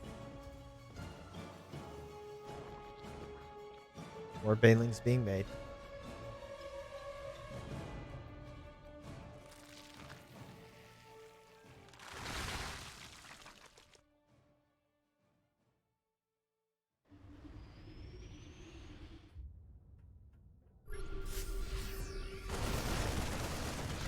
Looks like this Marine drop content to just clear creep for now.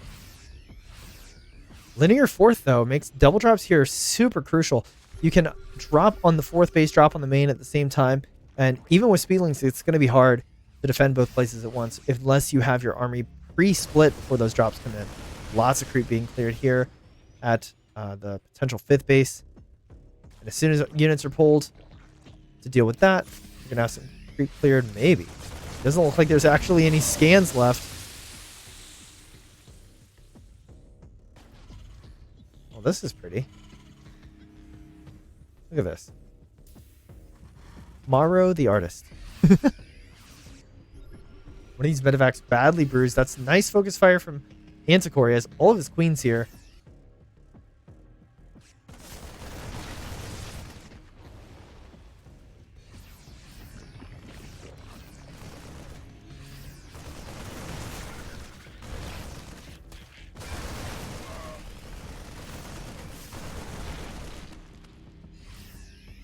Trading blows over here. The army is segmented over here. I think he realizes that the likelihood of multi-pronged aggression is pretty high.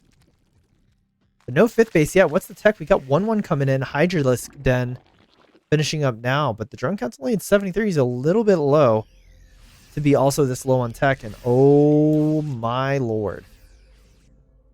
This is a maxed out Maru moving across the map now on 1-1. Oh, it's a 2-2 timing. 2-2 maxed out Bioterran timing. He is going to need insane Bane hits. This is not the fight you want to take. Anticore, he's going to need the whole army. He's got a nice, like, Oh, that's good Bane hits. There you go. He's got a good foe surround almost set up. It's just going to be really tough with an army this big. Like, even surrounding it doesn't really feel powerful, you know? Queen's way over here, not in the fight whatsoever. Does he just attack into this? Yeah, this is not where it's at. Oh, but these Bane hits, though. Bane hits, though. Not quite enough. There's still plenty of Marines. Oh. Yeah, that was a maxed out Terran, buddy. There was no way. Yeah, Anticore wasn't maxed out when this started moving across the map. I didn't check to see if he was maxed when he took the fight, but yeah, that was not a fight that he could take. I mean, lurkers really would have helped here, but we were not there. Hydra's joining the fray. A little bit of a power spike, but it's just not going to be enough. Not with siege tanks and stimmed bio. Honestly, the stimmed bio is more terrifying to Hydras than the tanks are. And yeah, it's just parade march from this point forward. Maru tying up the series here. In game number 2, that's going to take us to a rubber match here. Our second ZVT, and I think our only other ZVT of the night. Yeah, the only other person that Anticore, one of the very precious few Zergs of this tournament, has to play is going to be Cognite.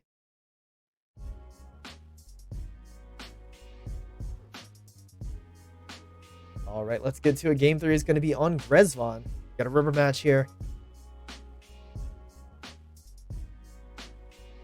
That was a bit of a lengthy one, so if you're just joining us, or if you're me and just kind of want to know where we're at, Anticore versus Maro in Group B.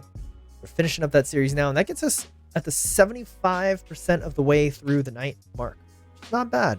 Not bad. I was hoping to get through these by 10. It looks like I'm going to hit that, barring some crazy series coming up. But then after this series, we're going to have Cognite versus Erez. That's another TVP. Erez versus Maro, which is the only Terran versus Terran. And then Cognite versus Anticore, and the only Zerg versus Protoss of the entire night. So yeah.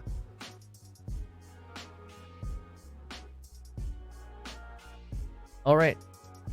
Game 3 on Grezvon. Let's jump in.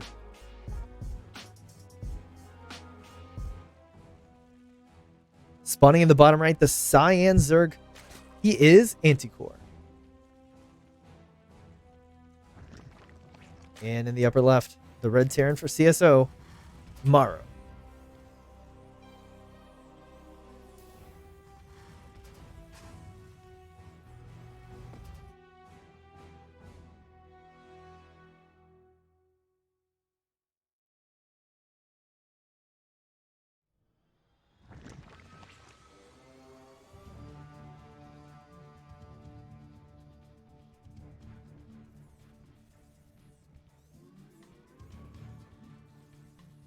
Looking at the screen, it just looks like Maru's flipping through his camera location hotkeys.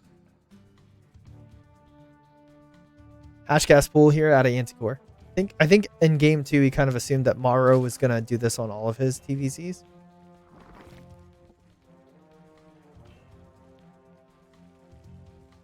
Oh no, this isn't Hashcast pool at all.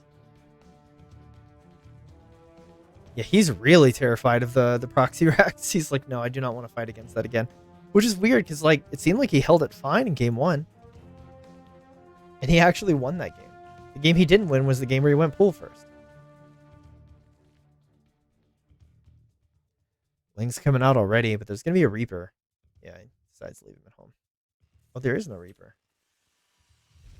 It's reactored Marine production. I wonder if this is a reaction to the pool first from last game. Like I want to be a little bit more defensive this time around. Oh, definitely going to get an Overlord, though.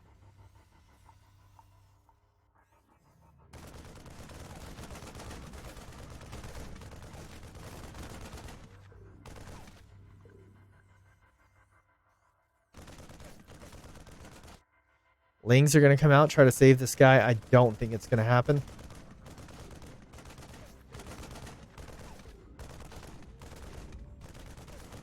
Oh, it's going to be close. He lets it go. Oh my gosh. If only he had gone to the other pillar, he would have been fine. But now he loses it because he tried to go for the far pillar. Unfortunate. Goodbye, Steve.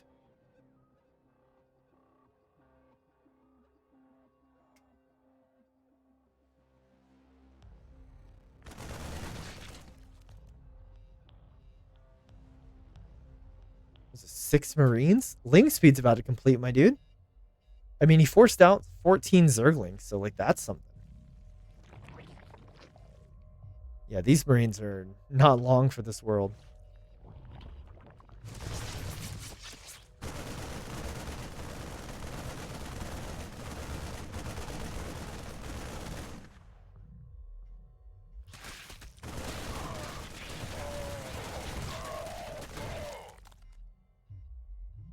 They did.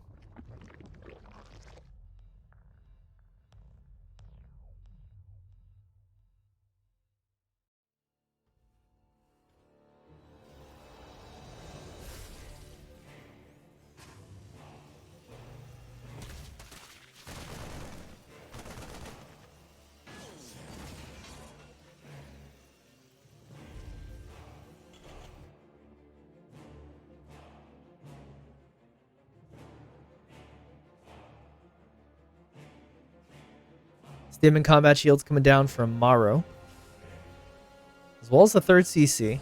So, yeah. Get a macro build out of Maro. Anticore with the one evolution chamber.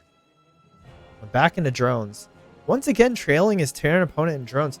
Those little 6 Marines forced out so many Zerglings. Another just kind of sitting around. There's no factory. It's just, oh my god. What a weird build. Is there a Baneling? Oh, there's no Baneling nest. That actually makes it somewhat terrifying. Like, it's almost at the point where I feel like he needs to drop spines.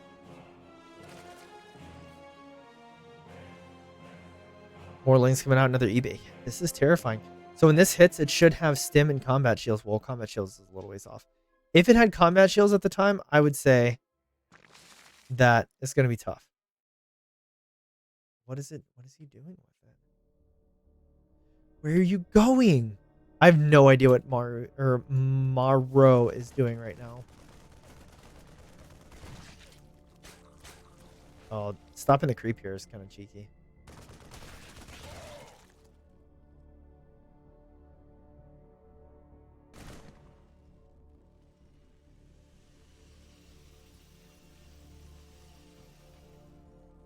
He's got 1-1 coming. He's finally...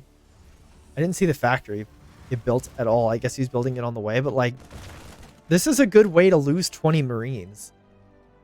All it takes is for the Zerg to realize what you're doing. Or just, you know, have a Baneling nest, which Anticore doesn't for some reason. There it is. I guess he was light on gas. I'm assuming he pulled completely out of gas. And that's why there was no Baneling nest.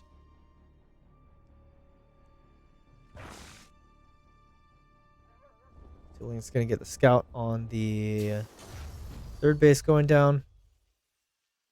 The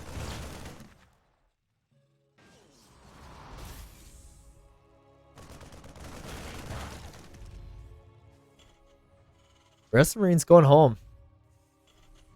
Ooh, look at the little stars on their shields. A little Carbot star. If only they knew what fate awaited them.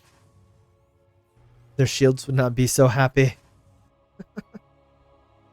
Baneling nest finally done. Do we morph safety Banes? Of course not. We need money for Bane speed. There we go.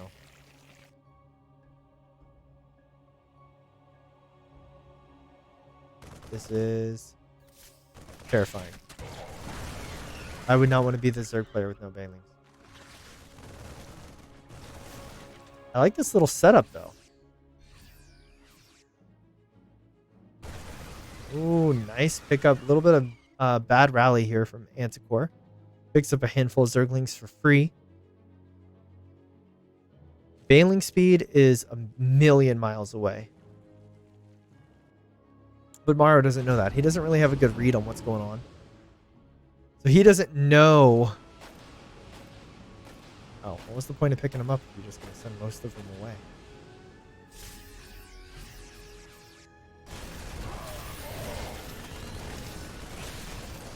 A little bit of a run-by action here in the third base. Going to kill some workers. 3, 4, 5, 6. Not bad. 7. Little hole position micro so the bunker and the Marines didn't drag them away from the workers. Get some 7 SCVs. Not sure if it's worth the number of Zerglings dedicated. So far, 51 have lost their lives. But yeah, here's the big push. I think there's Widow Mines with this as well. 4 Widow Mines. A bunch more medevacs than we had before. And I think this is the push. 2-2 is coming in behind this, so it's not, you know, like an all-in by any means. But Baneling speed has still got some seconds left. You can see in the production tab. That's going to be the real deciding factor, whether or not this is held effectively or not. Without Baneling speed, this is going to go really poorly here for Anticore. Oh, but if he splits off his army, comes from both angles, he might be okay.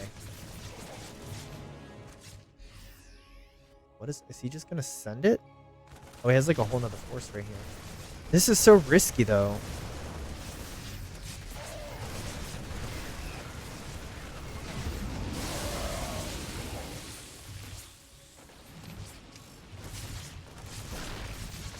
Some transfuses are in order. But it's a parade push over here. Morrow thinks he has Anticore's number. Little does he know that there's a whole counterattacking force right here. SCVs get pulled. Here's the main army fight at the same time. Lots of friendly fire on these Widowmine shots, but Anticore getting the worst end of it. But that third base is completely tore up. Is he just going to push the issue? Yeah, he is. Baneling's rolling in. They back up. All these SCVs. That could have been way worse than it was. Only 9 go down. Anticore at 57 to 49.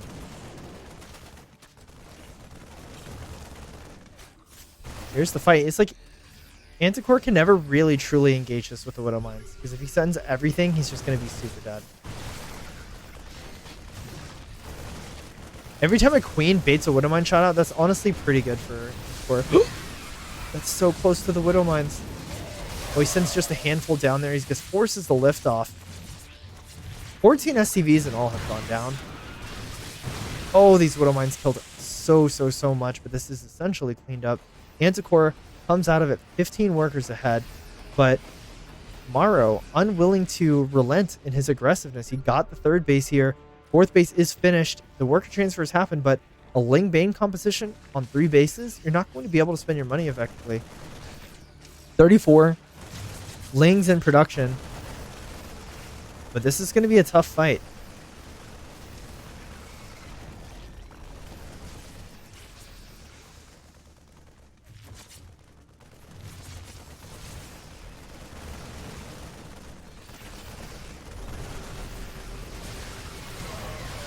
One Widow Mine shot gets baited out.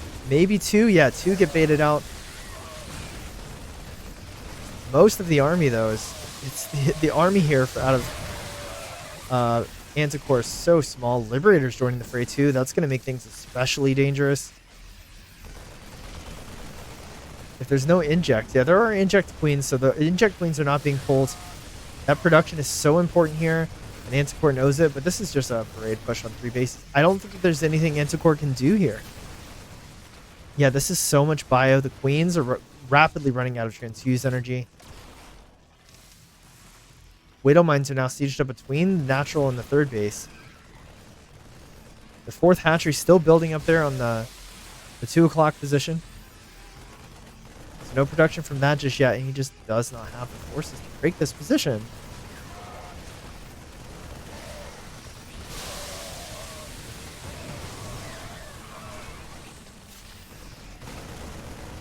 Morrow sends it.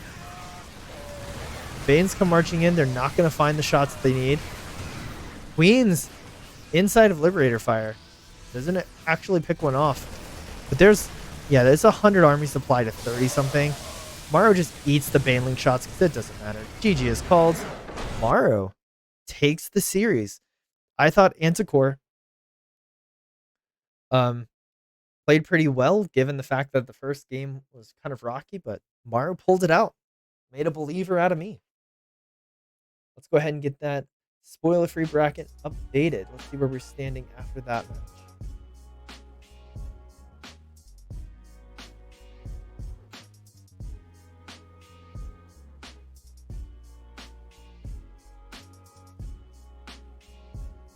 All right, Morrow 2-1 over Anticore. Let's go and update the current standings. That's going to put Morrow at the top, Anticore in second with 1 win.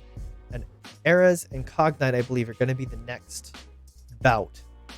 Yeah, Eras versus Cognite is going to be next. Before then, we are going to go to just a short break, though. I need to get some things set up on my end, but 2 minutes. 2 minutes, we'll be back, and then we got 3 more series left to go. So be sure to stick around. We got plenty more StarCraft left to go tonight. I'll be right back.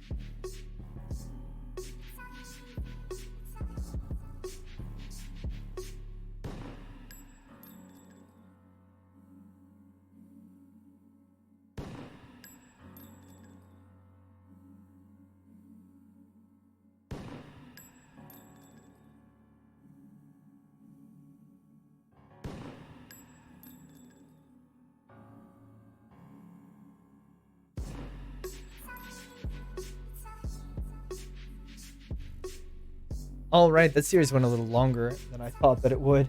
I needed myself a little reprieve, but we're back. We're good to go. We got 3 more series left to go. Cognite versus Erez is coming up next. That is going to be a Terran versus Protoss. You've already cast a few of those today. Cognite versus Erez. Like game 1 is going to be on Ancient Cistern.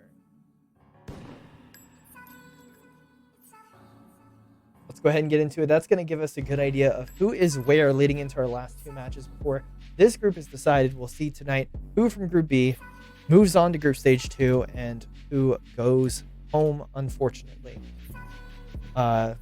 Game 1, Ancient Cistern. Let's get it.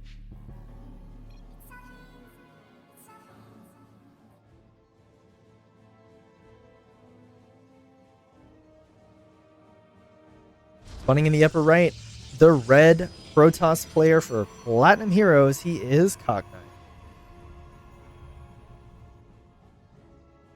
And in the bottom left, with a trick up his sleeve, the blue Terran from Eximius, it is Erez. If you're wondering about the trick up his sleeve, it's this. It's going to be a barracks. Some shenaniganry coming out, but there is a probe coming out for Cognite. We'll see if he scouts.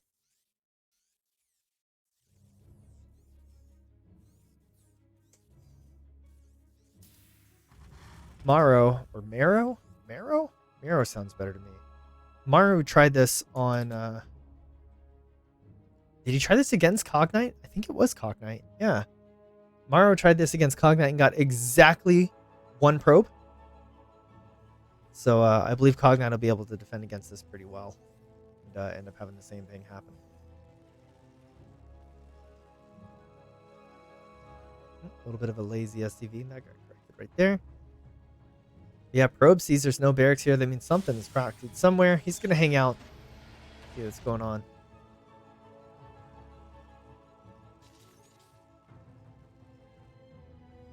It's going to be a Reaper. The wall off is not a wall off though. Like normally you'd see the Terran or Protoss versus Terran. Normally you'd see them with like a building here and then here, or at the very least, you know, like block the cliff. But the Reaper cliff here is way too big to block, and I think that's why. That's why we see things going the way they're going now. But it's weird. It seems like he wants to block off this area. Erez coming in. There's a Zealot out, but just the Zealot. The Stalker is being chronoed. And this is the exact same response on the exact same map that we saw in game, or in the Maru versus Cognite series. But it looks like he did even better this time around. Not a single probe was lost, and the Reaper was sent home. So kudos to Cognite for knowing how to shut this build down. Like, it seems like Terran's favorite versus Pro. Oh, what the f.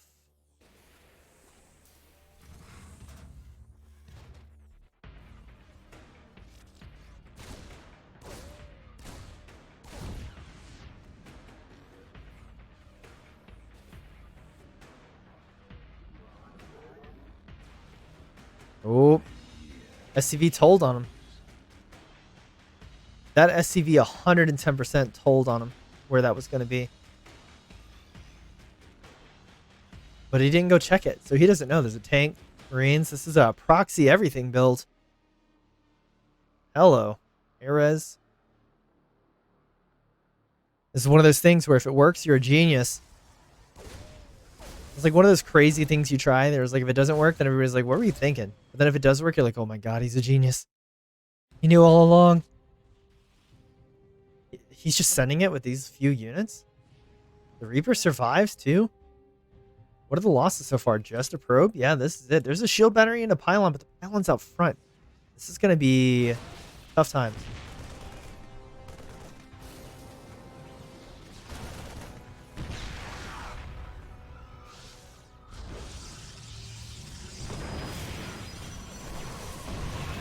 Ooh, the splash damage on the Zealot killed the bunker.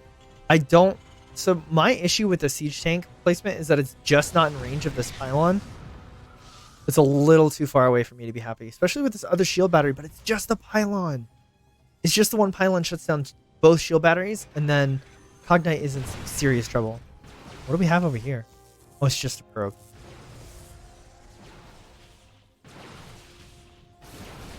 No additional pylons are joining the fray. He's going to focus down the shield battery because that's what he knows he can get. Once that pylon goes down, though, that's like... This shield battery will be powered down at least for a little while. Will he see it, though? No, I don't think he sees the shield battery just yet. Now he sees it being powered down.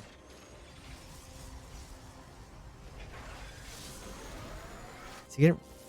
Oh, the auto repair CB. It's like, what is he gonna do about that? But I guess we figured it out. 3 tanks. There's an Immortal here as well as a Prism. So slowly but surely, Cognite is getting the tools that he needs to defend against this. But it's going to be a hard defense. There's already 3 tanks more being produced. Another Liberator about to join the fray. Tanks leapfrogging up an additional bunker. So the original bunker will become the fallback bunker here in short order. A little bit of Mistbreaker, loses a Marine, but both tanks are in range of the Nexus. That is huge, and here it comes. This is going to be 2 Stalkers and a Mortal. They're going to get 1 tank. That is a nice pickoff. Ooh, I like this decision. Sacrifice the Nexus and just go for the production. There's going to be nothing over here. Yeah, he knows it. He's going to hop on top of this. There's a Cyclone joining the fray as well, but what does he go for? Tech Lab? I think the Tech Lab is what you got to go for. The Starport, though, is what he's most worried about. I guess it's the Liberators that are the scariest. This one looks like it's going to head off into the main base. Lifts the Starport. Not really sure that that's going to be impacted. Cyclone's going to get a lock. Oh, it goes down so fast. That bonus damage from the Immortal. Just nuking it down. So Arez has the natural. What is he doing with it? He's losing all of his production. Lifts it finally. Unsieges the tanks. And that is when the Stalkers decide they want to come down. He needs vision of this high ground. Scans to get it. It's going to open up a spot for the Liberators to finally siege. This should offer him some high ground vision. Yeah, he has some high ground vision here. Yeah, there's a Viking being produced here. A mule drop to repair this.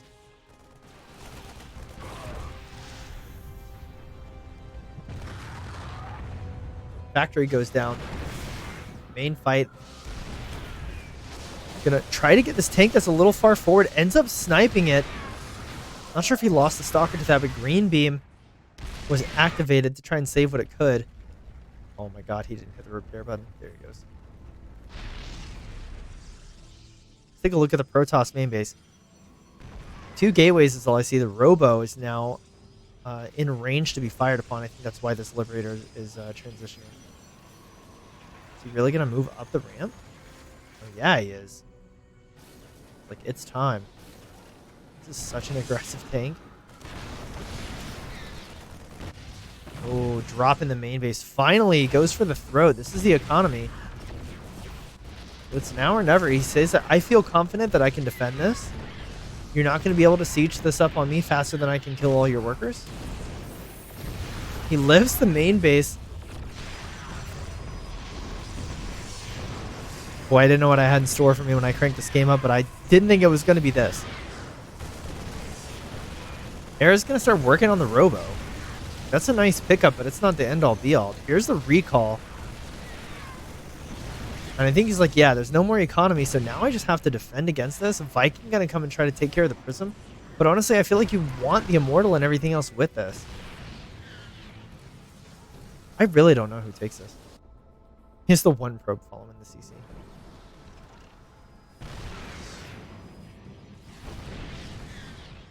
That Prism has so much stuff in it. That'd be a huge pick. I don't think Cognite's gonna let that thing die.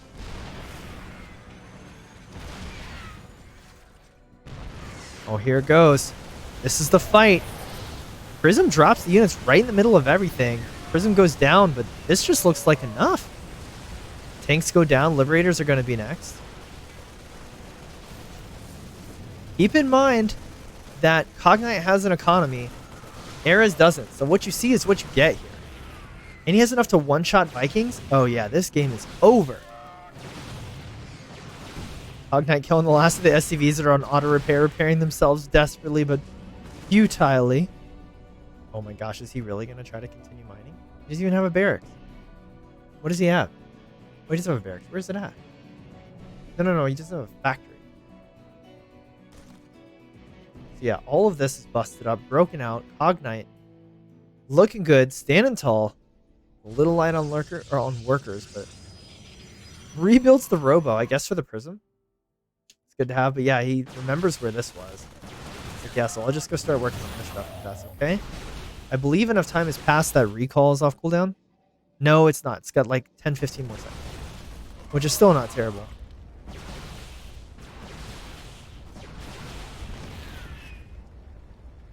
So where does he know to go? Just the main base. Does he head straight there, though? Yeah, he's going to head straight for that main base.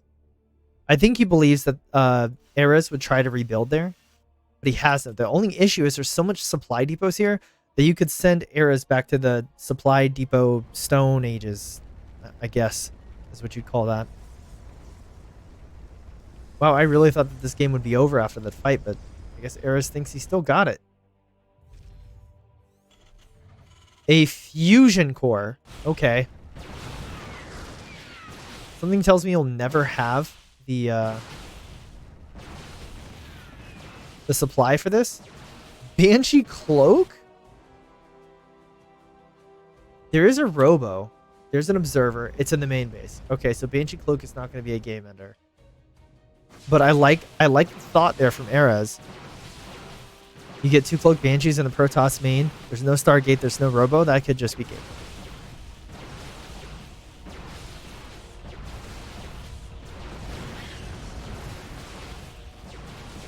It's going to be close. How much of... He's got 47 available supply. Fusion Core starting now. Does he have the money for 1 battlecruiser? He does, and he starts it just before... Yeah. Ares... Cognite letting these burn the rest of the way down so he can evacuate this area as fast as possible. Does he know about the supply depot over here? Yeah. He just wants to kill all the buildings that he can. Banshee Cloak. Not really consequential. There is an observer, sorry. But he does not know where that base is, so he's going to be on the hunt. More supply depots going down in the corner. Yeah, the supply Stone Age is here. There's another supply depot over here. This is like a... He's preparing to have to base trade again. What's this? Is this the Banshees? Yeah, this is the Banshees. Going to try and head back in. Cognite, I respect the expansion. Here it is. He found the mining base. Surely Ares is going to leave. No, because he's got the BC coming out. Of course he's not going to leave.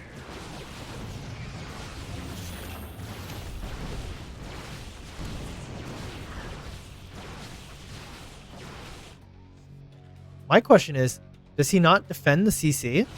Does he just expect to somehow win without it? Like, I guess there's still no Stargate here. And he could very well defend. He got 2 probes, by the way, with the Cloaked Banshees, but lost one of them over here. This is what we missed. He could always float... No, that's a fusion core. I can't float that. He can always float the starport in this area, and I think it will be safe, actually, from Stalkers there. There's no Stargate. No Stargate. Twilight coming down now. I'm assuming that's from playing. Yamato's finishing up too, and it just takes so long to build. So he knows where the starport is, and he's like, yeah, I'm going straight for that. Ares controlling the battlecruiser because he knows. He knows. I know he knows. He kills 2. He's going to lose this one. That is a huge pickup. There's one more.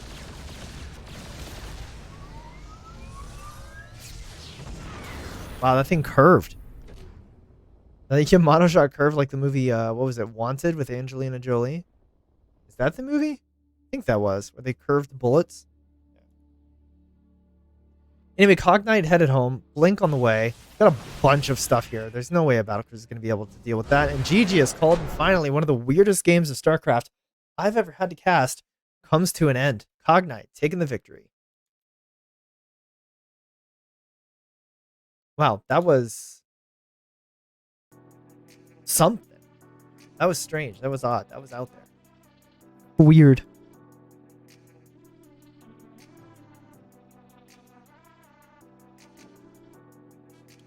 All right. I feel like I need my brain to reset after that one. Game 2 is going to be on Dragon Scales. Cognite versus Ares. Let's see what Ares has up his sleeve for this one. The first game was certainly interesting. The one base proxy everything. I've seen it once before, but it's been several years since I casted a Terran one base proxy everything. But yeah, game 2, Dragon Scales. Let's get right in.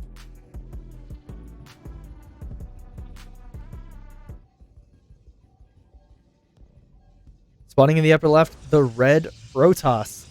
He is Cognite. And in the bottom right, the blue Terran is Ares. I feel like I'm almost disappointed. I'm almost disappointed that I don't see a second SCV heading out and across the map right now.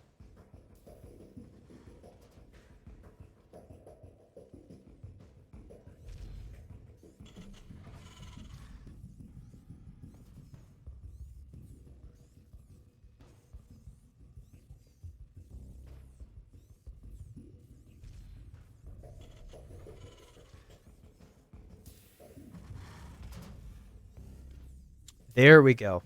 This is what I wanted to see. In fact,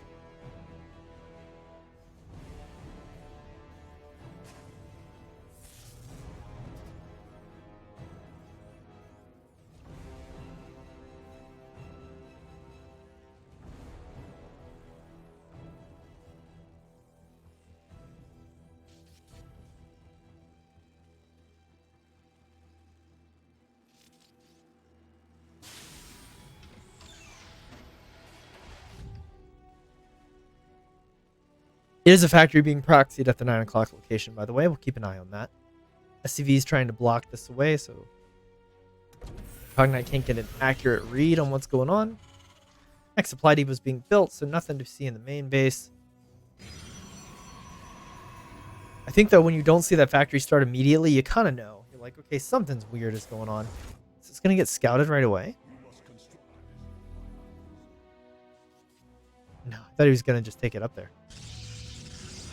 Still a little bit in the dark, but with a safety shield battery as well as that Zealot, Cognite not taking any chances, playing super safe, sees that there's a lack of natural being built on location, so he knows if he just builds his natural and holds it, he'll have an economic advantage, at least in the short term.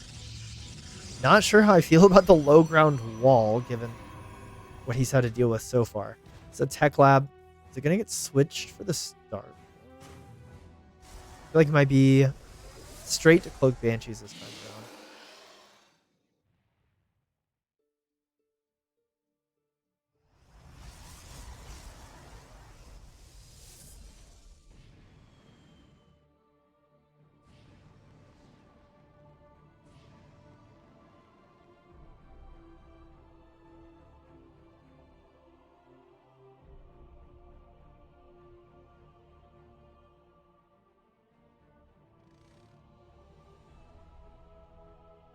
Looks like a Hellion drop, but he has a tech lab, so I have no clue. What was that that died? Oh, it's a Reaper. Okay. Zealot hanging out, keeping hold on things. Is it going to be a Hellbat drop?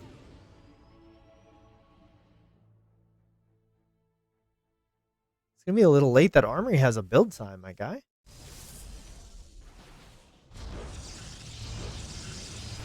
I have no idea what is going on in Ares' mind right now. I think only Ares knows what's going on. Robo is coming down, though. This is going to be the all-important structure that grants detection for Ares, because this looks like it's going to swap for Banshees at some point, but I could be wrong.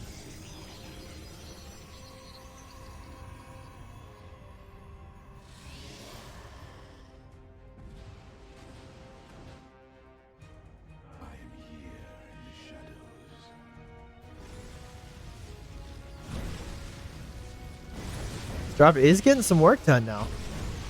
6 workers so far. So when this drop comes back in, it can morph into Hellbats. Liberator is going to be the follow-up here.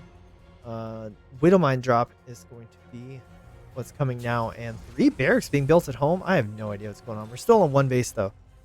So this is 3 barracks with add-ons.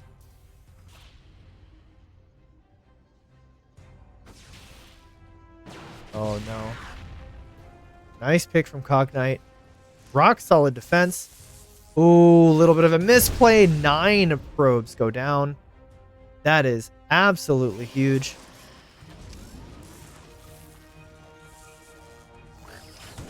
Three more.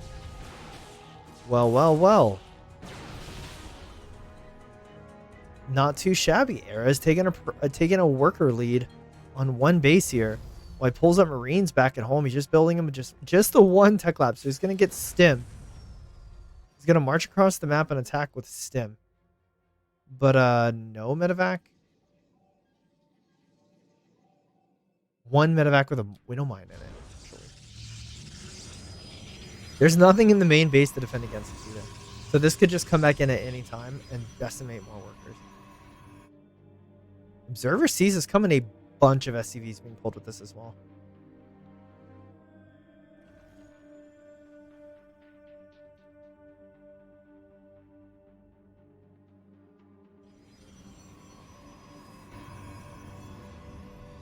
What a pick. He's going to... Oh, he followed it with the Observer. So he's going to force it to siege way, way out of position. Gets the tank. Takes some Liberator shots, unfortunately. But getting rid of one of those tanks early is big news.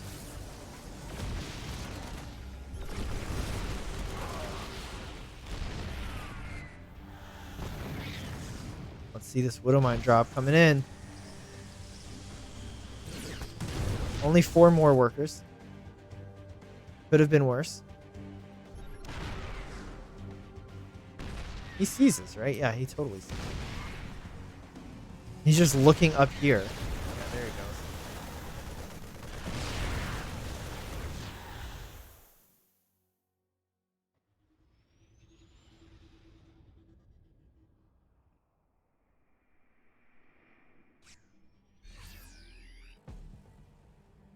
I really like this decision from Cogn. Did it just kill 4 more? It totally did. Wow. What did you recall? A lot is what he recalled. But yeah, and Eras is jumping on this opportunity too, moving forward. So you're going to recall your forces? That's fine. You're going to regret it. SCV's being pulled with this. They're just being thrown to the wolves here, though. Lots of Marines falling. Oh, this is why. 15 SCVs, 19 SCVs fall. This Warp Prism has so little health. 4 health left. But it survives. The forces down here are really not that great in numbers. We have charge, though. I don't think we have a Twilight, even. No, so there's 2 Zealots here. Could be enough to wig out the pathing, but he's got to be careful. Oh my god, the move command. And then he was focusing the medevac for 1 volley. Gets the tank. But man, that could have been way worse. There's just nothing on the other side of the map. The rallies are being intercepted by this little force here. The Prism's coming back home. Yeah, this is not looking great. Erez is on 4 workers, so he is very rapidly going to be running out of steam. It's just Cognite, like, fighting in siege. Like, just chill, dude. You can lose this whole natural and it'll be light years ahead.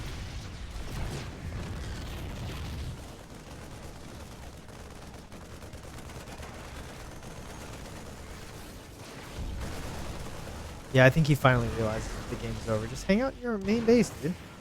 You have 3. Your Robos here, 4 gateways. Yeah, you're fine. Just hang out. This is all this Tyrion is ever going to have. The main base is... Oh. I was going to say it's gone, but it's not. It's floating over. But now we have a similar situation where this Zealot can just kill every building. Yeah, exactly.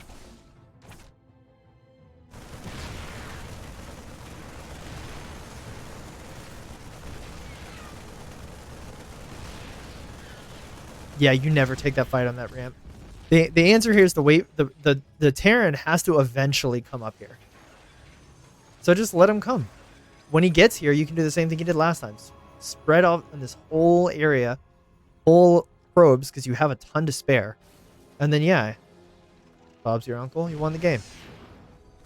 He's flying the natural all the way here. Yeah, these are the fights you want to take. Wait till he gets way outside of siege range. What is siege range? Yeah, we'll keep him highlighted so we can see. Green beam got baited out. Needs to repair that gateway. Buy yourself some time. All the time in the world. Not the schmoove, buddy. This is how you throw a game.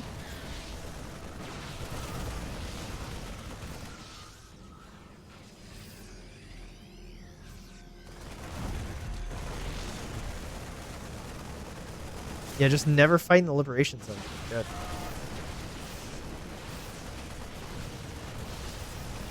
GG's finally called. Cognite takes a 2-0 over a very, very cheesy Ares to end that series. That brings us one step closer to the end of Group B. I'm going to throw these results in the spoiler-free bracket real quick. Let's take a look.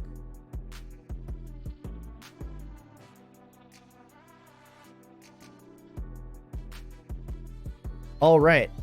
Cognite over Ares 2-0, which means we have 2 series left to go. Ares versus Maro, which is our last TVT. And then we have a Zerg versus Protoss for the first and only time tonight to round out the cast. Take a look now where the leaves us in standings. Just to update for a second.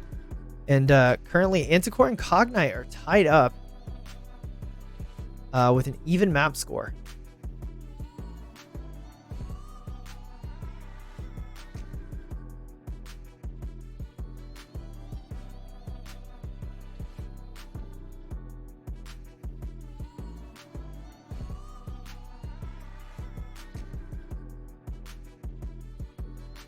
All right, let's go ahead and get into our next to last series. It's going to be Ares versus Maro.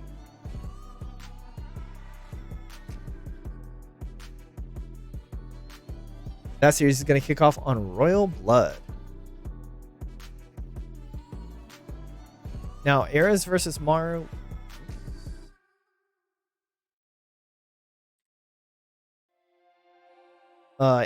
Maro is leading the group. Ares is at the bottom. So this would be a way for Ares to really equalize things, really shake things up. I think a win here puts him back in the running.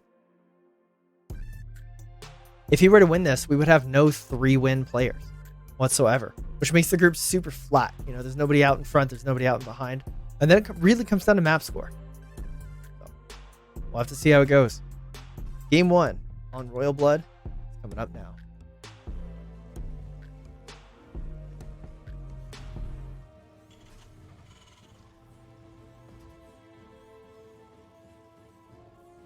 Spawning in the upper right for Eximius.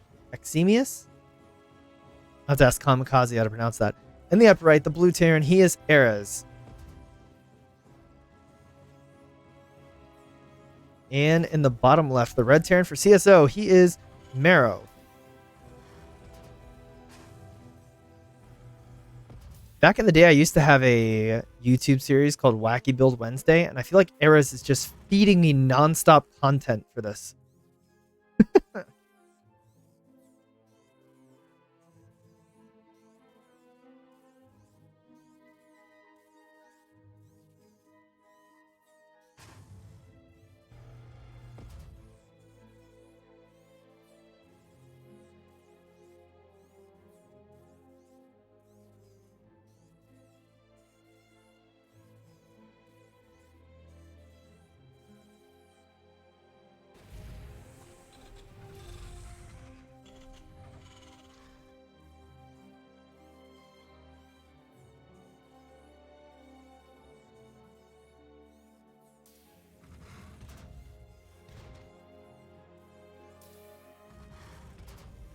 All right, here we are. Ares doing Ares things. This is going to be a reactor with a factory. Similar things going on this side of the map. However, it's in his main base. See what the scouting looks like. Nothing. Marrow just playing super safe, even keeping his Reaper at home. He's like, yeah, I'm just going around with this guy. He does weird stuff. All right, let's check back in. Tech lab on the factory, double marine production, and a starport.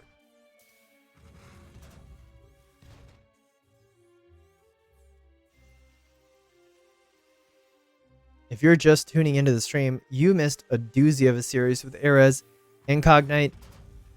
Erez clearly showing he plans to continue entertaining us here versus Meru. This is going to be Erez' last match of the night. We are in Group B of the Vulcan Cup Championship. It is a round-robin group.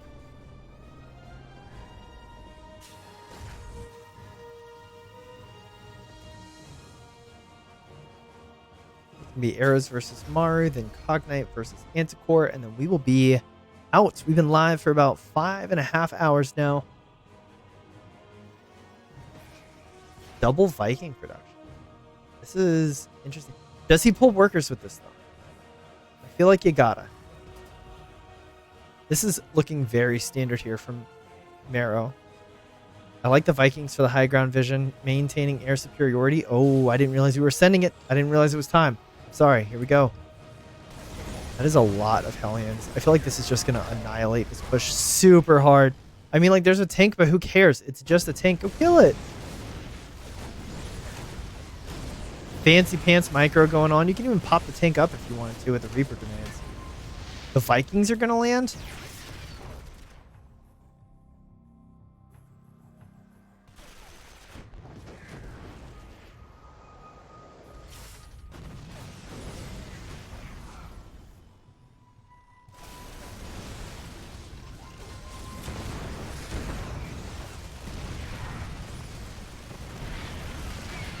Kills the tank before retreating. Despite the worker losses, he's still ahead. He just doesn't have a lot of army. He has a Banshee coming out, but there's Vikings already on the field. Vikings already being reproduced as well. Not really sure what this Banshee is going to be able to get done. Like, it's great to try to zone out the tanks, but there's so many Vikings, I don't think you're ever going to get that Banshee close to it. He's getting cloaked, though. This could be nice. Ooh, a Banshee across the map might end the game, actually.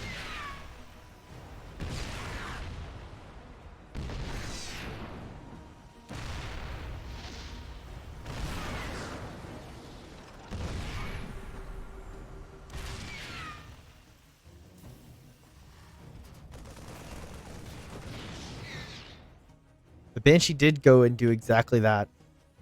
Nothing over here to defend against that. The worker kill count is just going to continue to rise.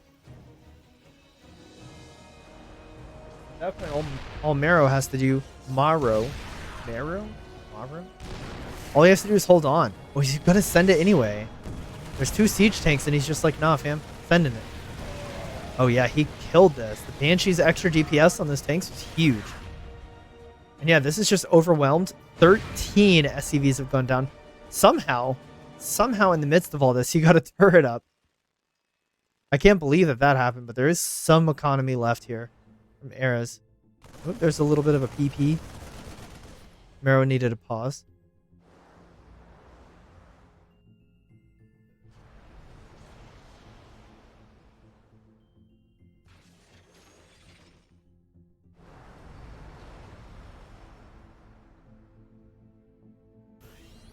Is this a third base? The Madman.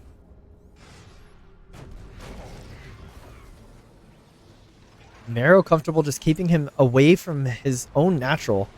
As long as he doesn't siege up within range of Marrow's economy, the Marrow's in a phenomenal spot.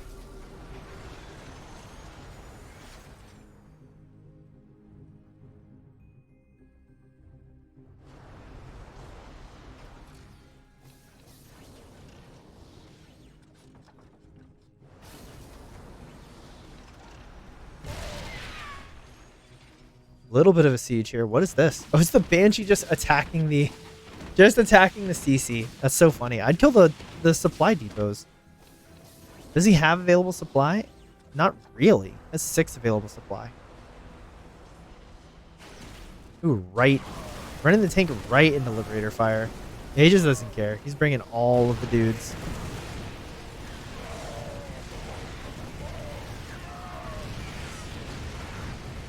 I think he breaks this once again. He breaks it once again.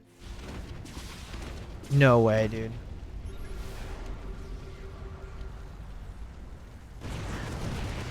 GG.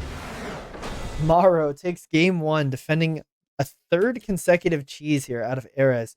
Now, these games are scheduled on the player's own time, right? So, in all likelihood, the Ares Cognite series wasn't played directly proceeding or preceding the Cognite series. But it is funny that he's going for cheese in both instances, right? Like, who knew? All right, Ares versus Morrow. Game 2 is going to be on Ancient Cistern. Let's go ahead and jump right in.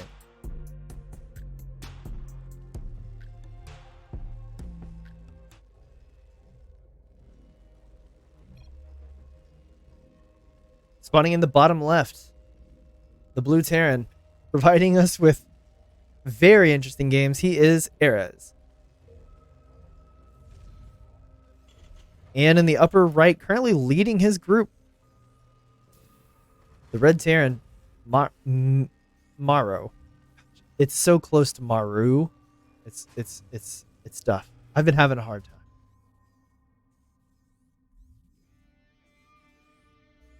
Okay. What do we have here?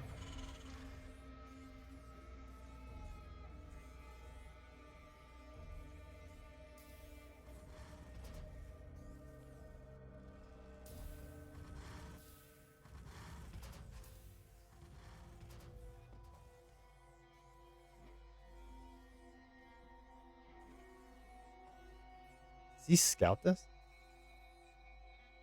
No. Okay.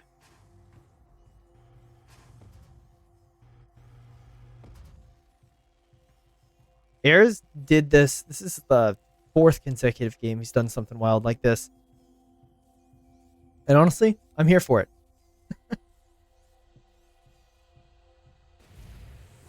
Is this a tech lab? The Madman. I guess he's just gonna... Why is he rallied here? I figured he would rally over here, right? You gonna build anything at home?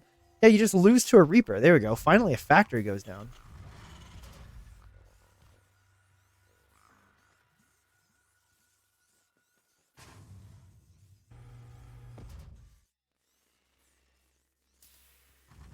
Reaper finishes. Rallies nowhere. Unsurprising.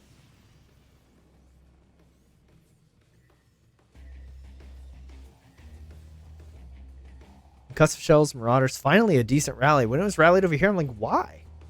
You're going to give away the game too fast. All right, well, let's see what Ares has in store.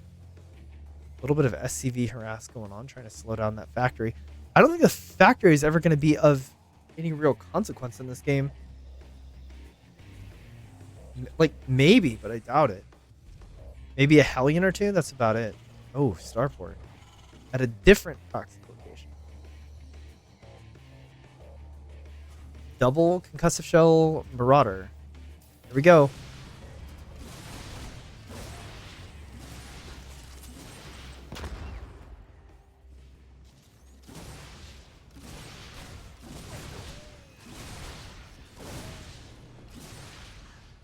Those are some very low SCVs, but for the most part they get away. And again, the strength of this build is keeping your Marauders alive. They grow in number, they start to be able to one-shot things pretty handily. Yeah, there goes a Reaper. The Cyclone could really hinder the ability for this to continue.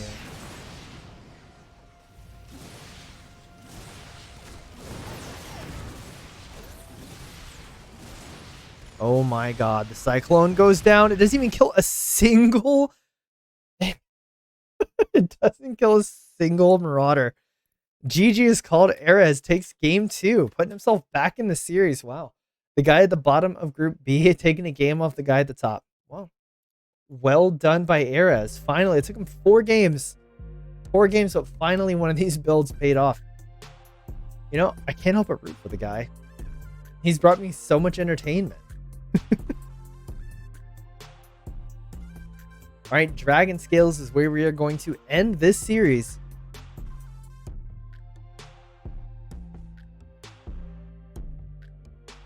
All right. I'm in the game. You guys should be too.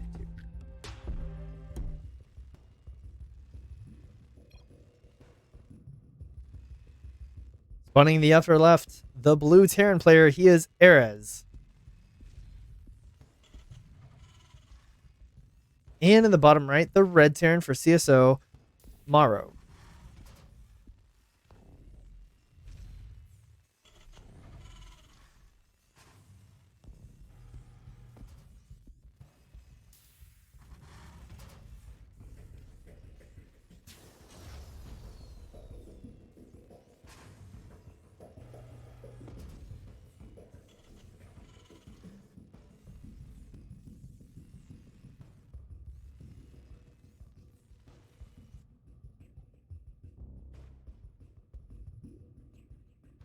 All right.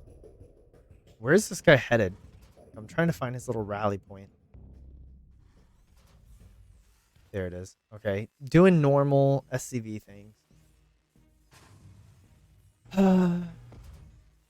It's sad that I'm kind of disappointed that he's just doing a normal SCV scout.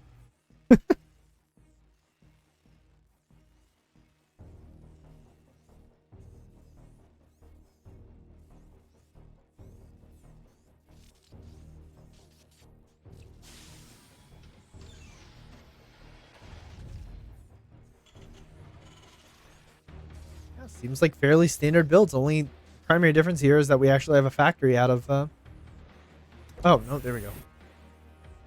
Ayers begins his factory as well. I guess he figures, hey, maybe I can do a macro game against this guy. He feels emboldened by his victory in the last game. We're finally going to see some standard play. I forget who said it, but somebody was like, the cheesiest thing that a cheeser can do is play standard. Look at look at Marrow. I saw his screen over here on the interface, and I was look. He's checking here and here next. Eris is in his head, man. Eris is in his head. He's like, no, my building's just kind of hanging out in my main base. Yeah, very standard stuff here. Even taking an expansion. You know, Eris could do this. Oh yeah, I kid. Double reactor Reaper production behind a starport. Over here we have a reactor going down. Oh no, it's a tech lab. Quite a bit of build variance here. I think we'll see a Widow Mine at the top here. No way. Even if you put one there, Marrow's gonna play super conservatively, I bet. He's gonna hang out. He's gonna be like, I can't find it. Doesn't mean it's not there. It's there somewhere.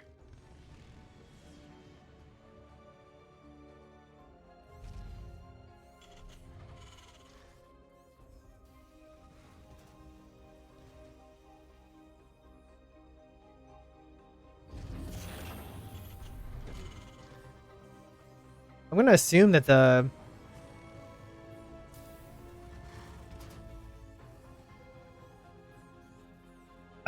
that tonight's open completed.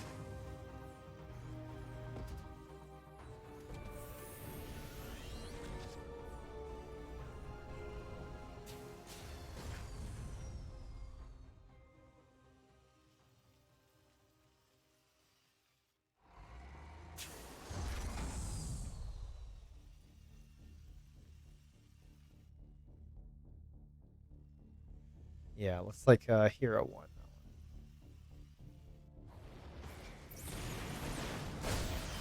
Oh, shoot.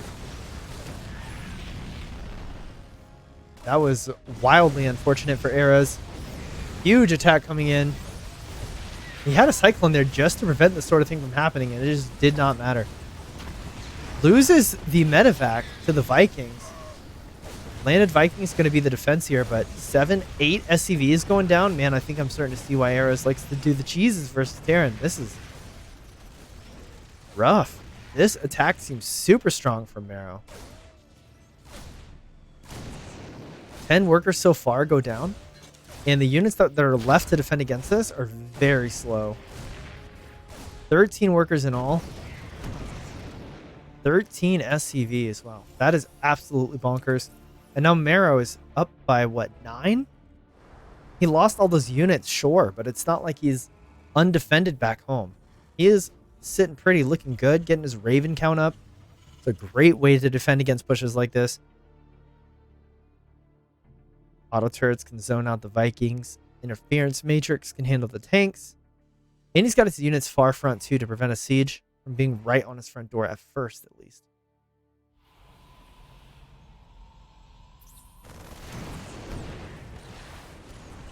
Oh, just narrowly misses keeping that up.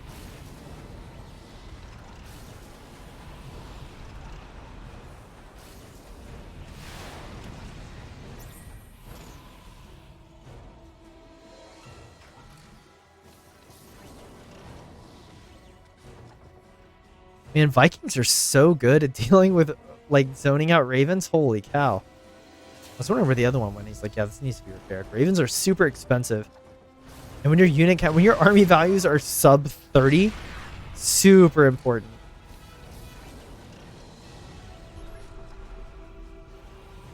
Super important to keep your Ravens alive at all costs. Liberator coming out from Eras. He loves his starport units.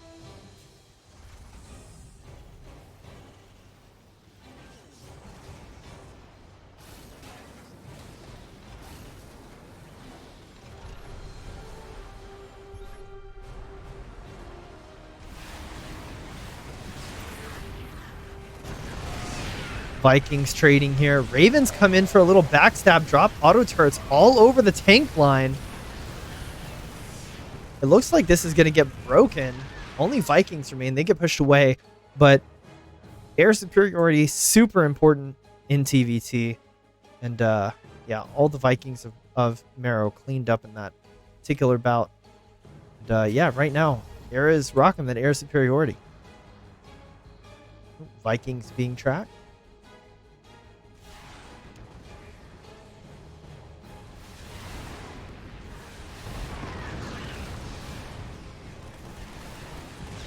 Looks like it's going to be a trade 2 for 2. Not bad micro out of Marrow, recognizing that only way to make a bad situation even would be to sit there and fight it out, target fire the weak ones. But Marrow playing really solid, you know. I think he might be, just from watching him, I think he might be a contender to go deep once we get into bracket play, for sure.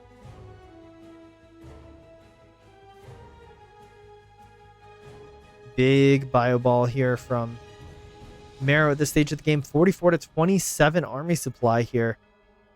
Era's having sustained heavy losses. He does have a third base going down. I don't see a third base from Marrow. No third base to be had.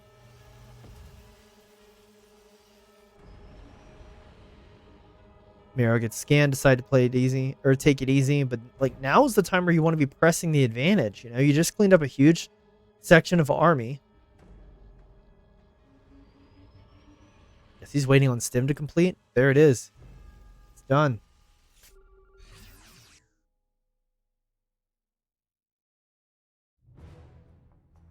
Oh, this is a scary squad of Vikings.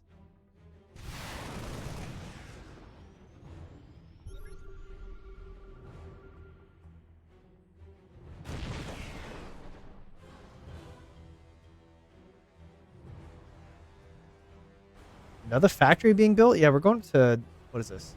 3 factories now. So this full-on mech here out of Eras, but for now, he's just reactoring out Vikings, taking that air superiority. If you have control over the skies in TVT, it's going to be very hard for a Terran player to advance on you.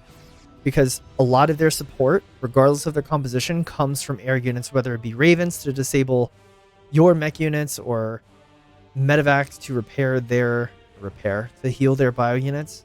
Air superiority is super important. Eras knows it, and he knows that the mech compositions take a little bit longer to come online, so he's going to use his superior Viking count to keep Marrow at bay.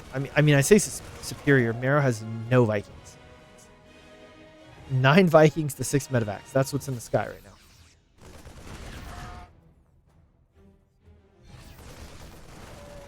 Ooh, nice little flank. It did get exposed, though. Yeah, he's pulling it back. So this is 110% to wait for Eras to come meet him, and then he's going to flank him and catch him on the retreat as well. Liberator in production here for Eras. It's going to break any sieged positions.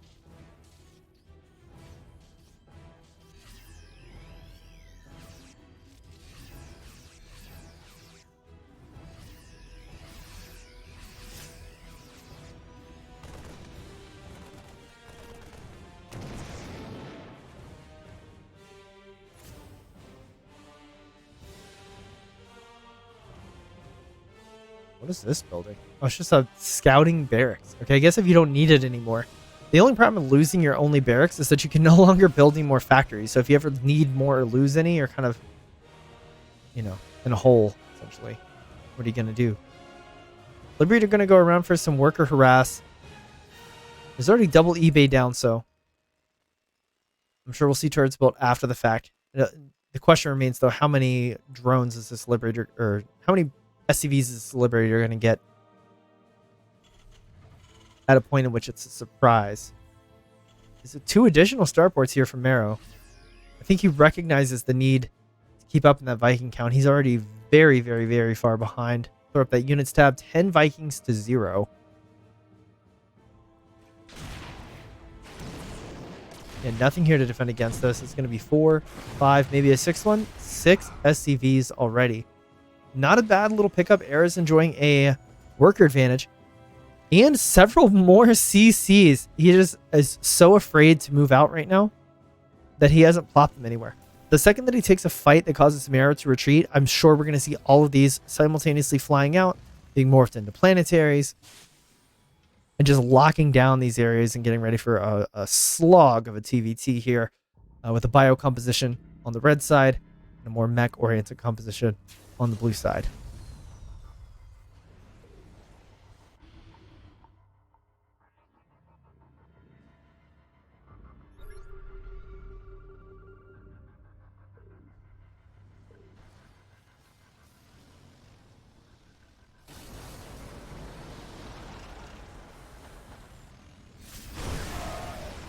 Whoa.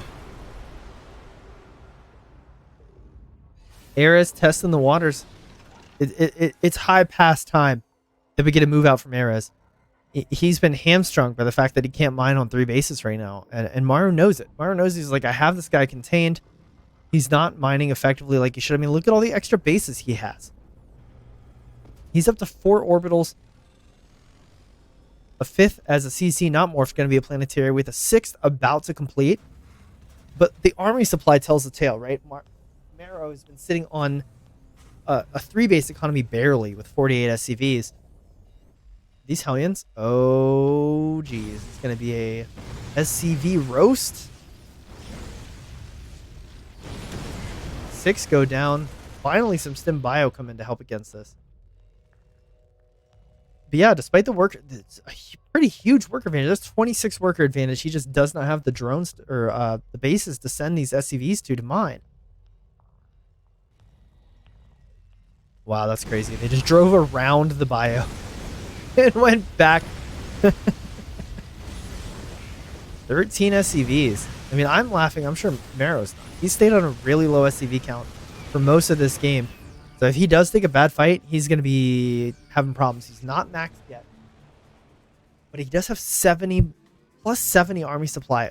Like, doubling your army supply at this point of the game is absolutely insane. But it's just like, how do you engage into that? I mean, I guess this is how. You have forces over here. You have forces over here. And you have forces over here. I mean, at this point, the siege tanks can't kill everything, right? It's going to be a planetary. If he fights after this becomes a planetary, that's a problem. But man, look at this. 35 SCVs. Oh, here we go. This is the engagement. Wow. Eris's tanks are putting in so much work. All the bio just evaporated. But I mean, this is the name of the game. There's just so much more army supply here from Marrow than from Eris. Yeah, this will never be a planetary. There's more. All these CCs are going to go down too.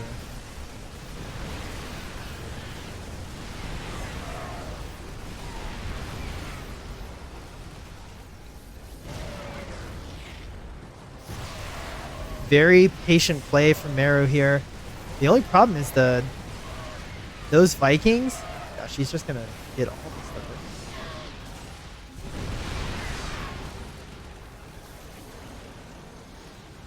Where's the production from Marrow though? He's got 4 SCVs or 4 medevacs coming. That's about it. I don't think Vikings outrun siege tanks. Actually.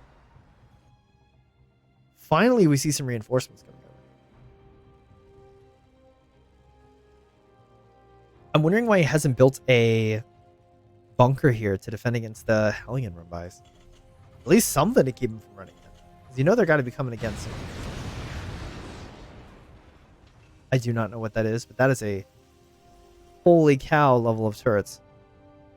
Yeah, this is the please don't doom drop me level of turrets. Nicely placed Liberator here at the 4th base location. It's going to cause a... Oh my gosh, is he really going to retreat and move everything? Yeah, this is the worst thing you can do. You're giving Eris a place for his SCVs to mine. Oh gosh.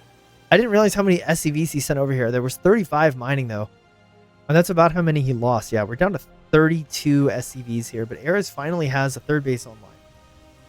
And with a Mule Hammer, look how many mules he's got. That's the power of 4 orbitals right there. And this time around, the planetary will be done at the beginning of the fight. There's going to be turrets here. And again, we're still mostly on a Sky Terran composition. It's mostly in the air with a few tanks on the ground. The scan comes in. Is he really going to push it? Oh, he's pushing it. Interference matrix goes down. The tanks are dealt with. Siege comes in, but there's still not enough to deal with the Vikings.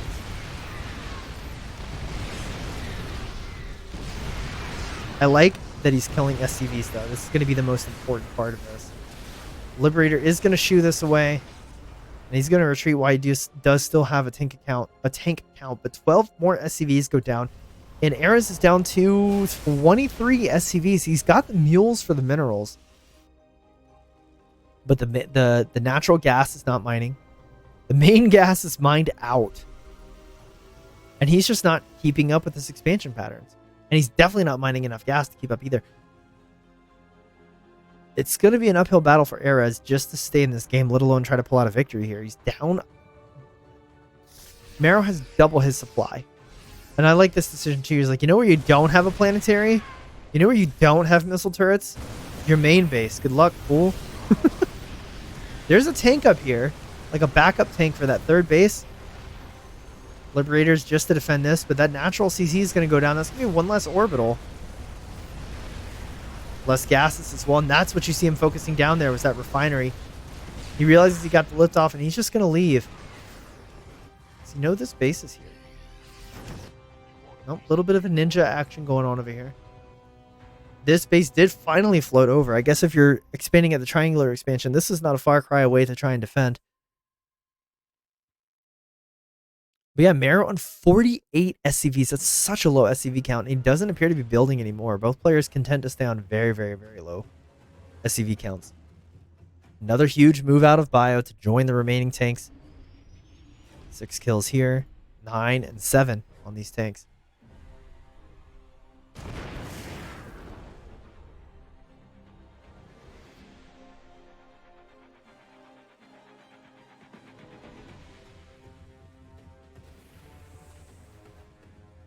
These 2 Hellions going to once again come into the 3rd base.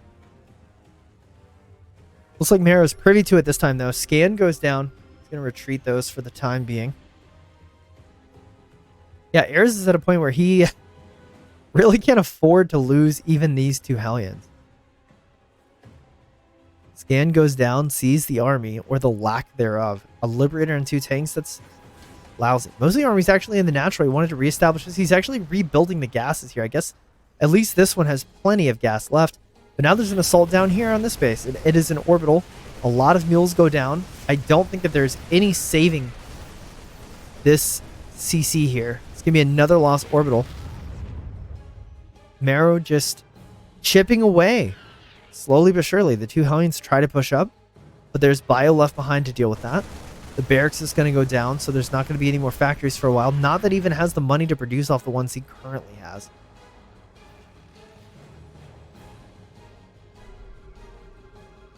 Scans again, sees most of the army transitioned over here. I mean, I feel like now it's time to walk around, go back into the natural. No reason to throw yourself at the place where he's expecting you to be, you know? Most of his forces are concentrated here, so attack somewhere else. And that's exactly what we see going on.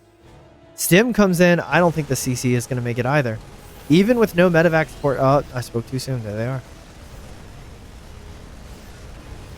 Yet another CC going down. And again, Ares cannot find a comfy spot to mine at. Can't get his army supply up above 100. His army supply has not been above 100 since this game began. At most, it got to 77, I believe. And here it goes. Maru knows he has a superior economy, so it's like, I just need to trade out units. Can he get the planetary, though? It'd be a huge blunder if he wasn't able to. Does end up getting the ability. The SCVs just run into the bio ball, and Maru takes game 3. What an entertaining series we got out of Ares and Maru. After, game 1, I wasn't thinking much. I was like, Ares with just 2 more cheesy builds and he's going to be out. But then he won game 2 and I was like, maybe he could do this. You know, person at the bottom of the group knocking out the person at the top. Stranger things have happened. But yeah, really fun casting some games from Ares. I hope I get to cast more in the future. That man knows how to put on a show. Let me tell you. Let's go ahead and get this live. Spoiler-free bracket updated. It's going to be Marrow 2-1 over Ares. All right, that brings us to our last series, Cognite versus Anticore. Let's see where these players stand in this group at the end of that. So Marrow won 3, Ares lost 3. So I think that seals the deal. Marrow's definitely getting out in first. Ares definitely not making it out. So Anticore versus Cognite. Whoever wins this series gets out. I like the way that these just ended up. Both times we ended on a match that was impactful. I didn't plan it that way. It just kind of got pulled at random. Whatever challenge chose to cast is the one that we did. And it ended up both times where it was an impactful match. All right, first game is on Grezvon. Let's go ahead and jump right in. Like I said before, we're going to try to keep the commercial breaks limited so we can get through these games. It's 12 best of 3 a night. This is night 1 of 3 of that. So we're going to have a bunch of games to cast tomorrow night and the following night. Again, these casts are going to go live at 6 p.m. Eastern Standard Time tomorrow with Group C and D. And then again on Wednesday with Group F. Group E went to another caster by the name of Bahamut. But that cast is going live super early. I think he said 9 a.m. Let me go ahead and check that out real quick. If you are in this tournament or you're just enjoying the cast and you want to catch Group E, let me check my DMs real quick. He sent me a little time thing. August 16th, 2023 at 9 a.m. Wow, yeah, that's super early. Super duper early. All right, well, let's get to it, shall we? We are in the game. Kicking it off. Spawning in the upper left of Grezvon.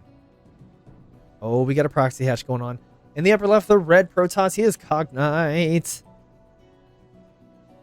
And in the bottom right, also dedicated to showing us some interesting matches, apparently. Cyan Zerg player, Anticore.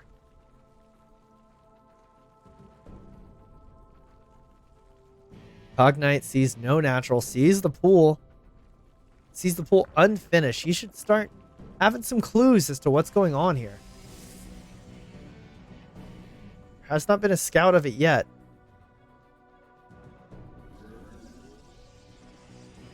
Cyber core goes down. What's he scouting for?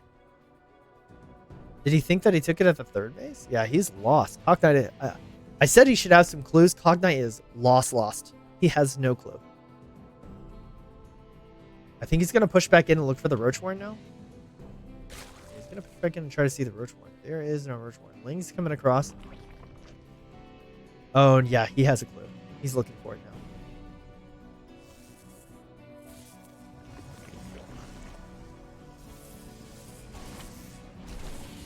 Will the Lings get here in time, though? They're taking their sweet time. Nice job by Cognite. Cognite has been getting cheesed like mad for most of this tournament, and it just seems like he knows what to do every step of the way. Well, except for getting that. Oh my gosh, does he get in the wall? Oh, it was so close.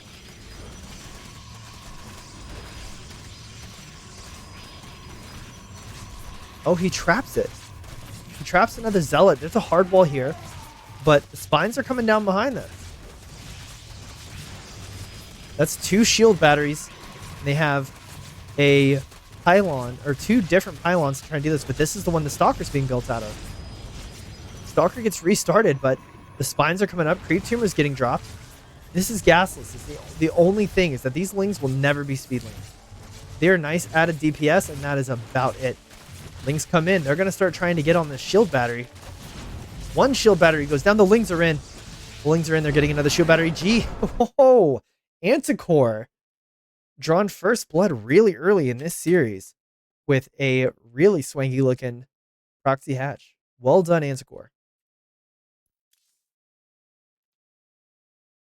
If the whole tournament is filled up with builds like this, this is going to be game 5 where we had some random crazy looking cheese.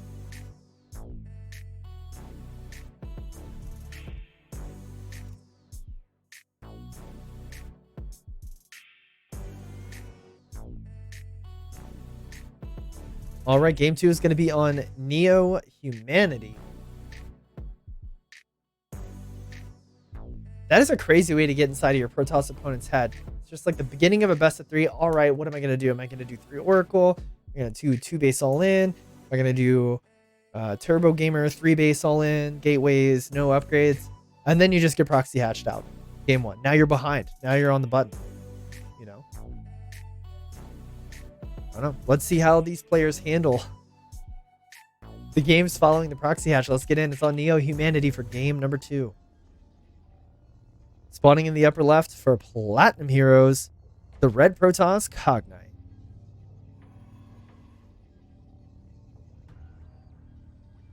And in the bottom right, the blue Zerg player, he is Anticore.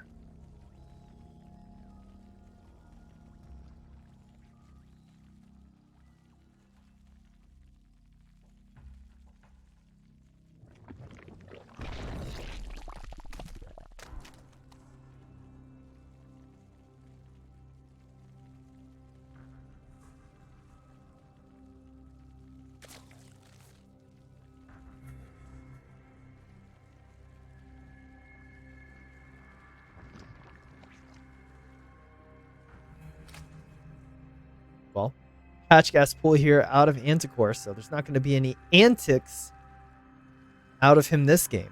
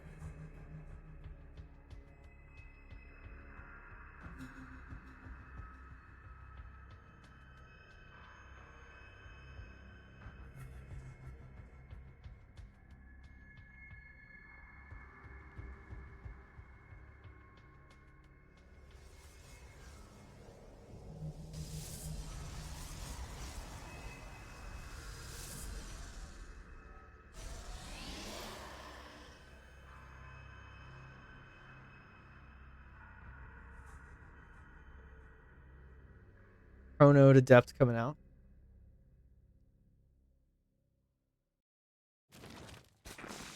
Ling's chasing away the scouting probe. We are only still on 2 hatcheries. Okay, there goes the 3rd hatchery. It's like if we went without a 3rd hatchery going down much longer, I would be looking at the main base to try to see what we're up to. Stargate is the opener here out of Cognite. Nothing crazy about that. This is a much more standard PvZ. Stargate opener, usually there's 3 oracles that come out of that thing. Canceled the shield battery. Alright, guess he decided he did not need it. I think that was in anticipation of a Ling Flood. And then when no Ling Flood was coming, kind of how in ZVZ you'll drop a spine, and then if they're not cheesing you, then you just cancel it at the last second.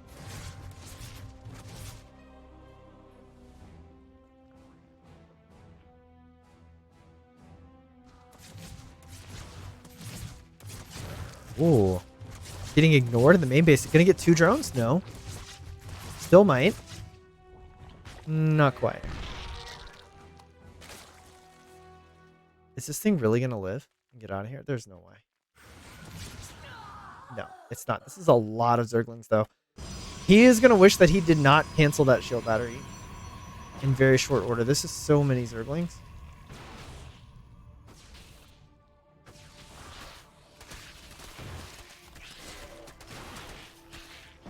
There's no Oracle. It's Void Ray first out of that Stargate.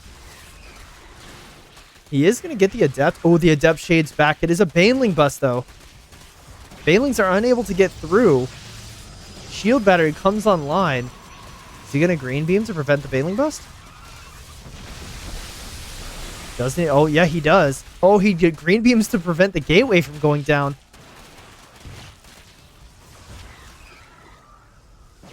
Oh my gosh. Nice edge hold here.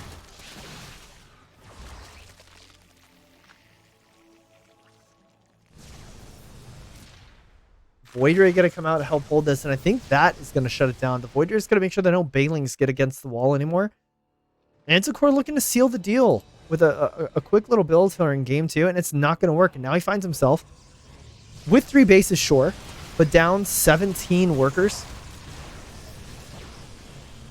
He'll be able to deny that 3rd base for some time, but economically speaking, he's going to be hurting. A 2-base all in here, or even like a 2-base dedicated pressure might be really intense here, because Cognite lost virtually nothing defending this. Let's look at the units lost, actually. 1 Adept and 1 Pylon and killed 20 Zerglings and a drone. And 20 Zerglings might not be that expensive, but all of those Zerglings could have been drones.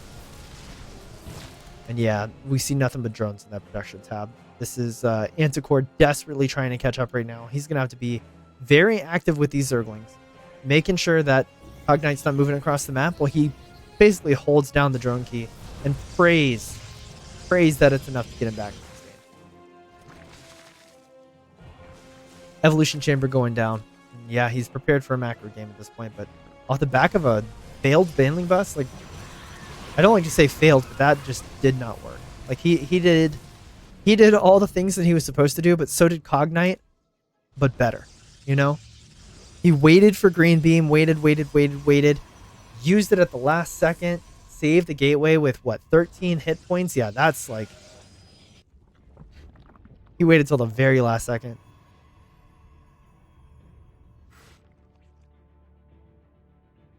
Oracle, Blank, Robo, 3rd base, 2 gateways. Production tab just exploding here for Cognite. Meanwhile, we got +1 melee, Roach Warren here. Out of Anticore, still only on 3 bases, though. Doesn't really give you an answer for these Void Rays. More Warpins going down, Oracle coming across the map.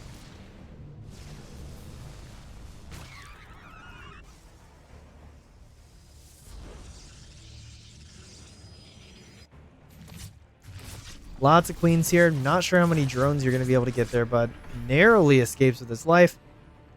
Getting just 2 drones, losing all of his hull damage. And these Void Rays are just constantly bullying these Zerglings. 2 kills on one, 5 on the other.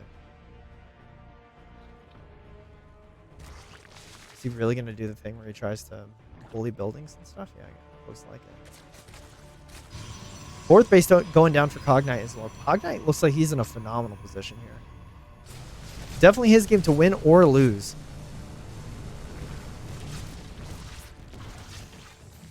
Queen's moving in to defend against us. That's going to create an opening for the Oracle, but Oracle tried to go into the main at the same time. There was a Queen there waiting. Little wall action here at the third base of Cognite. Yeah, Cognite is just getting all the things. Cognite looking like a solid macro player in a world full of people who have been trying like mad to cheese him out of this tournament. +2 ground weapons for Protoss coming right on the back of charge. Melee attack, or +1 melee, as well as Baneling speed coming in. We already have the Roach Warren. Void Ray's getting some creep tumors. Do we already have Gleal? No, so we don't have Roach speed. The Roach Warren is here. I think that might have just been a, not a panic Roach, a safety warrant. You know, like in case I'm getting 2-base all in or there's going to be some dedicated pressure. I want the ability to make Roaches to defend. If Link Bane's not going to cut it, you know. Oh, I spoke too soon. Roach speed coming in. Robotics Bay just finished up. Let's see what's coming out of that.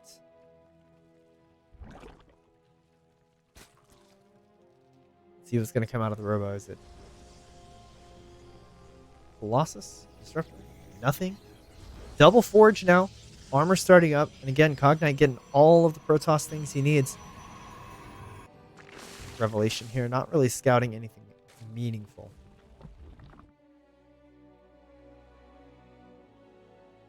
Two Oracles. Two Void Rays. Prism. Extra pylons out in the front.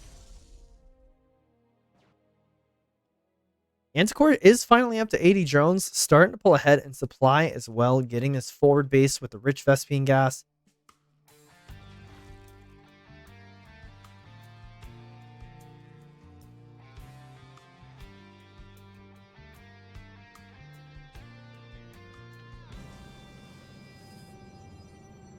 Fat Warpin of High Templar.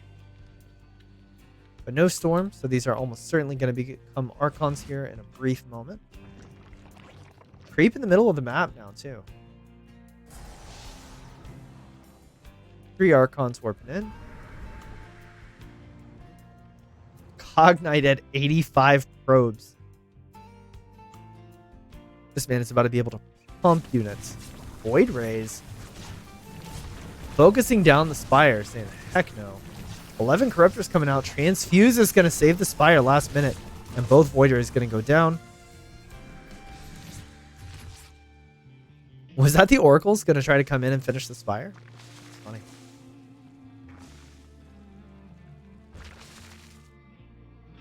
Prism down here, unscouted, but there are Corruptors now, so likely going to be a one-way trip for the Prism every time it tries to come into the Zerg main base. +2 melee, +1 flyer carapace coming in. We still are only on the 1 evolution chamber, so the upgrades are going to be lagging behind really rapidly for our Zerg player. And I say that as +3 attack and starts for our Protoss and +1 armor finishes. This is a scary number of Archons and not a huge answer for it here. Roach Ravager, Ling Bane, oh sure. But with a Protoss force this big, I mean, I'd be terrified without lurkers. Corruptors get revelated. They're going to try to push in. There's cannons or stalkers here. I'm assuming they're going to try to use cost experience something. The Nexus? I mean, is it worth committing all this to? You're going to lose most of these. Green Beam is enlisted to try and help with this, and it's just not enough. It's going to result in more Corruptors dying, which is nice. But yeah, that's a whole Nexus. How many Corruptors did he donate for that? 7 Corruptors for the main Nexus. I'm not sure that's worth it. The main army comes in. Banelings connect with every possible thing. And yeah, I was mentioning being afraid of the Archons, but this is the best possible fight here. Out of Anticore, but the Prism, it got into the main base. Said, you attack my base, my main, I attack yours. Ling speeding in to try and deal with this. It's going to be enough eventually. But the Zealots are trying to focus down the Baneling nest. They know what the real problem is. And yeah, the Protoss main army is once again coming up here to try to deal with this. There's 1 Disruptor with it, but the bulk of the army's not here. A little bit of Miss Micro with the Disruptor. He's going to end up losing both of them. Huge pickups Huge pickups for Anticore here. Anticore, though, still only on 5 hatcheries and on a very Ling-centric army composition. He's going to have to be very careful. More Corruptors out here. Not a whole lot for them to caustic spray. Zealots dropped in the natural. Hoping to pull Anticore out of position. Queens, are they going to get the Prism? It just narrowly escapes here. Only 2 more drones go down. That brings Anticore down to 73, 90 probes. Which means that Hawk Knight is going to be able to max, remax, remax. And it's going to be up to Anticore to take really good fights here. Banelings coming in. Crashing on everything but what it needs to. A lot of move commanding on this army. Files go down on the green beam, but I think that he's overstayed his welcome here. Anticore, that is. Yeah, and he's going to lose a lot of these gas units. He does have the bank to replenish it, though, but he made 52 Zerglings in the production tab. No new Roaches, no new Ravagers. That is going to be a problem. Finally, 4 Roaches in the production tab, but that's after all of the larvae otherwise have been spent. These are, all these, where I come from, panic Zerglings. Lots of Banelings, though. The problem with this composition is it makes it hard to tech up because of all the gas you're spending on Banes, right? So there's no infestation pit, no hive, which means that any technological upgrades are going to be few and far between coming up. Nice way to save the Banelings. I thought he was going to let him crash into the cells. I'm pretty sure that's why those were the units sent in. Try to eat up as many Banes as possible.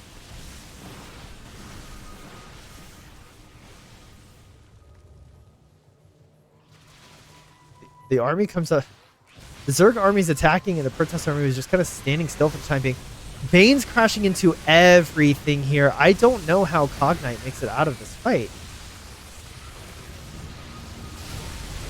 Disruptor goes down, but that's not going to matter. There's so much Zerg here. Ling's getting on top of everything. That Disruptor is crucial. I said I don't know how he gets back into this, but I think I just got my answer. There's a Zealot Warpin that killed a fresh base over here. If he's able to move that and it doesn't get addressed here, there's 3 Queens here, but we all know how Zealots interact with Queens. They'll take care of that in no time. But 12 probes go down. The freshest mining base goes down as well. And here the Queens are going to transfuse to buy time for the rest of the Zerg army to get here. That's dealt with. Where are the Corruptors, though? Oh, found them. There they are. They died. There are no new Corruptors, and as long as he doesn't replenish those, at least 1 or 2 to deal with the Prism, it's going to be a constant thorn in his side. And just 1 Zealot Warpin that is not immediately addressed can not only just evaporate a mineral line in seconds, but can kill entire bases right after that. He's going to have to be very careful. Double Oracle just on top of this. Some friendly fire biles here. And the Oracle's still killing drones. It's at 8 drones. And they both Oracles got away. That is crazy. And again, we have a Zerg unwilling to tech up off the back of this. We're still on Ravager Ling Bane here. We have Disruptors, Archons. We have a 3-2 army versus a +2 melee army. Which +2 melee is great. You're using a lot of Lings, a lot of Banes, but there's no hope for the, the future upgrades. Ooh. The blink forward.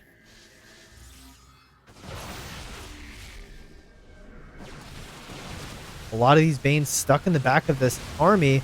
Bile's raining down on his own army. Another Stasis Ward goes down, gets quite a few Zerglings, but he's denying this base.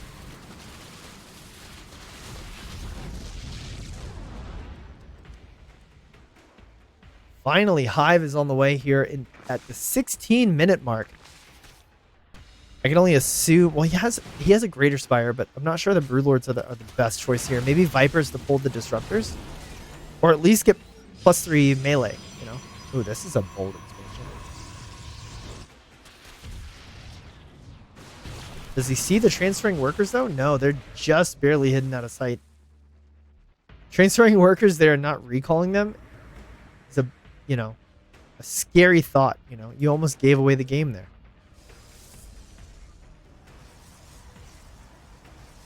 Oh, it's because they're long distance? No, that was a transfer.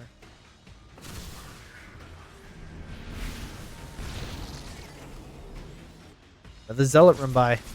It's only 4, but sometimes that's all it takes. One queen goes down, the other one's not going to be far behind. And Cognite pulling, Anticore pulling every single unit back home to defend against this. This is going to give Cognite the breathing room he needs to restabilize. He's already ahead 20 workers. The worker losses for Anticore haven't really been getting replaced. He's maxed, sure, but a lot of that army is Ling Bane. It is destined for death. It's going to need to be replaced at some point. That is a kill, not a cancel on that Nexus. That is 400 minerals gone. Huge disruptor shot. Not quite finding its mark. Probes joining the fray. That can't be right. Finally, a Link Scout comes over and sees that this base has been gotten, and he was containing his opponent on 5 bases, not realizing that it wasn't 4. And yeah, more Banelings morphing in. Finally, some of those workers have been replenished. We're going up to 72. He did get this base down to the south, so he is still in it. There is the hive tech of choice. It is going to be a Greater Spire.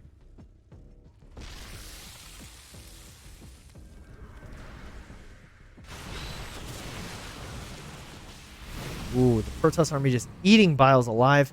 And I like this nice 2-prong attack. If he's not careful, he can get his army sandwiched here. Maybe this is what Anticore is hoping for? No, he's just going to fall back.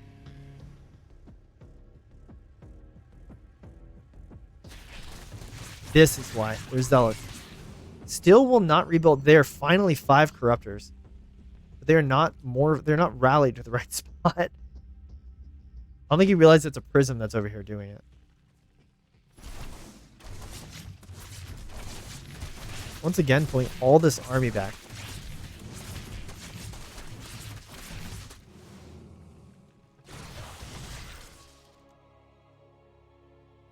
Oh, don't tell me we're in base trades.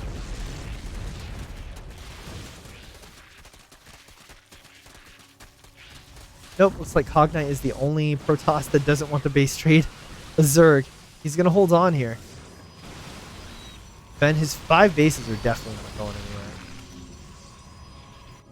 Another Warp in a Zealots. This base, yeah, this base is probably fine. Huge fight, but once again, it's still Roach Ravager, Ling Bane. There's Disruptors, there's Archons, there's Stalkers, there's everything with this army. Does he just sack the base? Oh, there's Broodlords. This is why.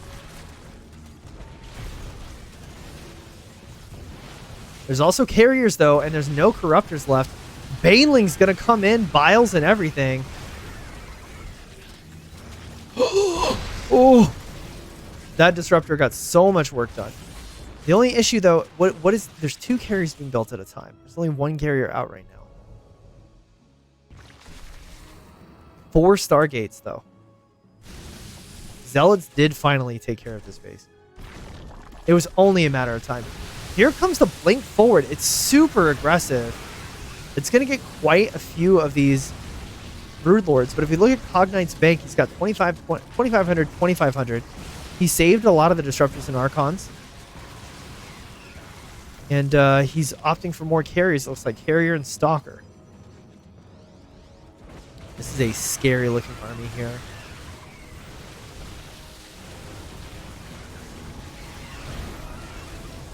Broodlords trying their best to stay just out of range. There's only 4 left. He blinks forward, lets the carriers deal the DPS to the things on the ground, lets the Archons take care of the Broodlings and Zerglings. And yeah, we just have a Cognite that had a bank.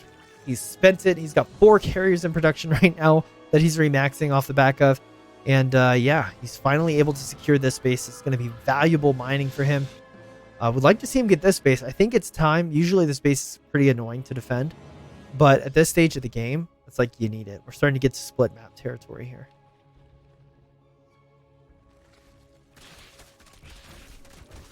More Zealots coming in. Anticore spreading against them properly. Here it comes. Cognite pulling the trigger. Is there enough Broods? I don't think so. Cognite's down 40 supply at the start of the fight. He does have a boatload of these free units.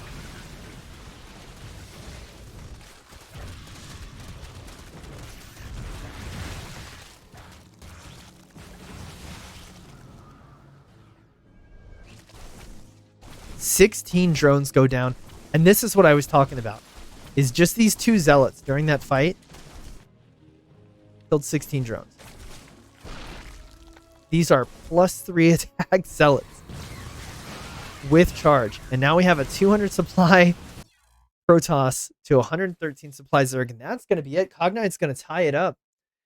And I believe, I'm not terribly certain on the specific ins and outs about tiebreakers and all of that. We can take a quick peek while we get the third game loaded up, but I believe the winner here is just going to move forward in this round. Yeah, because it's going to be match score first. Match score first and then map score after. So if we look at the results here, like we said, not this page, this one right here. So Anticorp versus Cognite, both 1-1 in match score. And they're head up right now. So the winner here is going to be the one that moves on to group stage 2. So it all rides on this last game. It's going to be on Ancient Cistern. If you guys have been hanging out for a while, thanks so much. I appreciate it. I've been live now for 6.5 hours covering the Vulcan Cup Championship. I'll be right back here tomorrow and Wednesday, 6 p.m. Eastern, doing the exact same thing. 2 groups, 2 round robin groups, 12 best of 3s each. Going to be a lot of StarCraft. All right, the last rubber match of the night. Spawning in the bottom left, the red Protoss player. For Platinum Heroes, he is Cognite.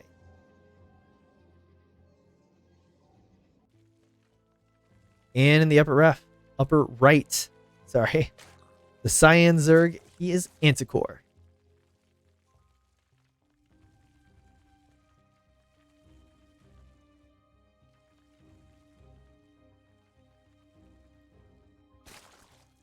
This game started with a proxy hatch. The series started with a proxy hatch. Not going to get one today. We just saw Cognite's camera over here. I guess that's his 4th base camera location. Yeah, he's just flipping. Okay. That's an odd spot for a proxy.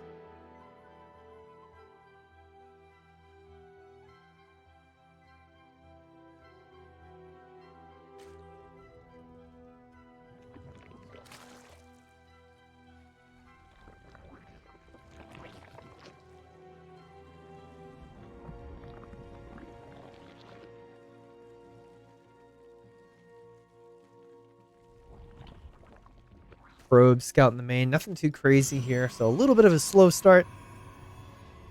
Gonna take this time to give a shout out to our sponsors, Platinum Heroes and Psystorm Gaming. You guys are awesome. Thank you for making this possible. The Vulcan Cup Championship is 2 group stages. 6 round robin groups in group stage 1, 4 GSL style groups in group stage 2, and then we get to the playoffs, which is bracket play, starting with a round of 8, which is a best of 5 and a best of 5 semifinals and a best of 7 final. Prize pool is a smooth $1,000 with $300 going to the winner. Second place gets $120, third and fourth gets $60 respectively, and it pays all the way down to $28. So every person that has qualified, I believe that's every person, right?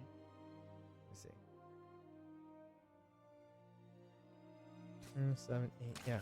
Every person that's qualified for this tournament gets a payout at the end. Nice. It's nice to get a reprieve from the top-heavy tournaments that people used to complain about. All you got to do is qualify. But you had to qualify through the Vulcan Cup circuit. You'll see that, the Vulcan Cup circuit information on the BRB screen when we do these casts if you want more information there. Or you can check out Vulcan Cup on Twitter. That's at Vulcan Cup.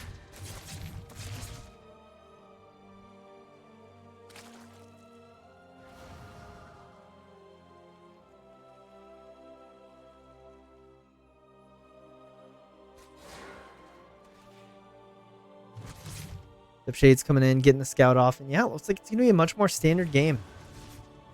Hatchcast Pool versus an Oracle opener.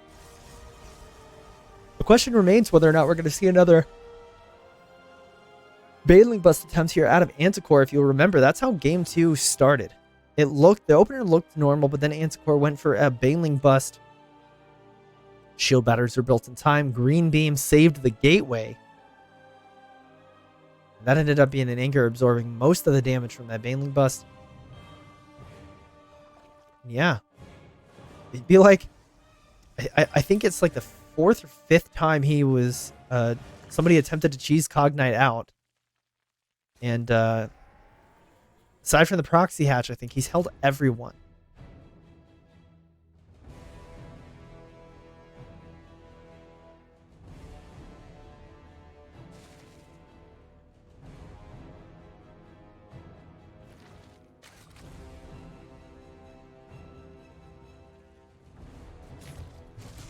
Oracle coming in, taking a lot of shots right on the front. Doesn't look like he's going to get even a single drone. 2 queens waiting for him in the main base.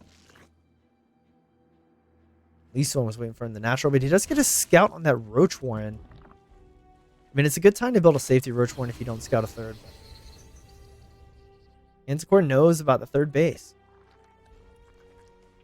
The shield battery? Yeah. Getting a lair Evo chamber as well. I'm thinking maybe a +1 Roach timing.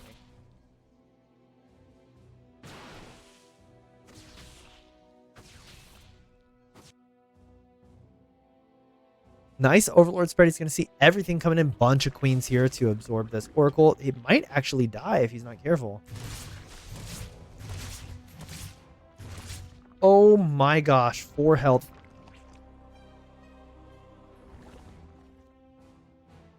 I have an idea of what type of words Anticore was saying at this moment when this happened. None of them are safe to say on the stream. Double Oracle looks like it's going to head into the main. There's a Spore and a Queen there. And an Overlord seeing it the whole way.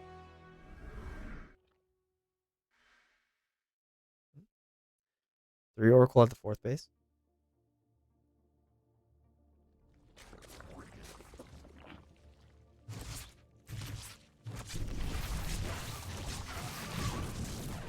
Ooh, 1 Oracle goes down. Nice focus fire on the weekend Oracle here. Queen's getting into position to continue the defense. Is he going to lose another Oracle?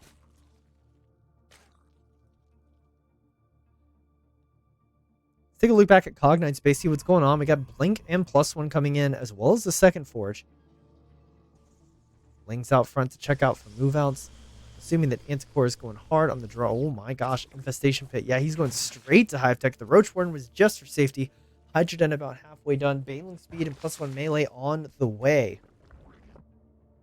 Yeah, Anticore playing a different game this time around.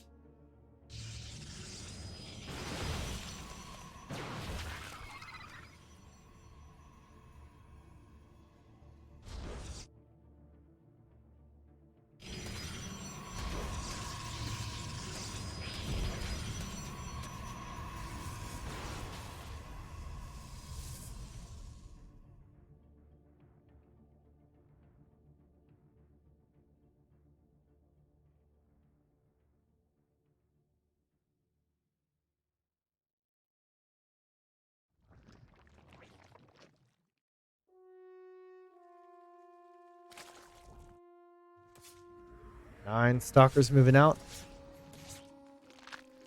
As Blink finishes, going to clear out some creep. Ooh, that Oracle is, or the Oracle, the Overseer is a juicy little target. Gets canceled, but killed anyway.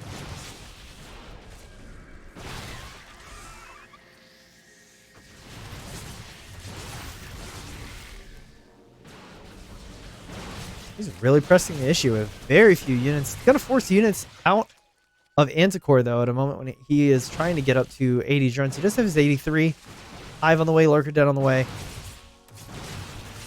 Yeah, Anticore looking to play late game. Late game in the sense I'm going to build late game units, not in the sense like last game where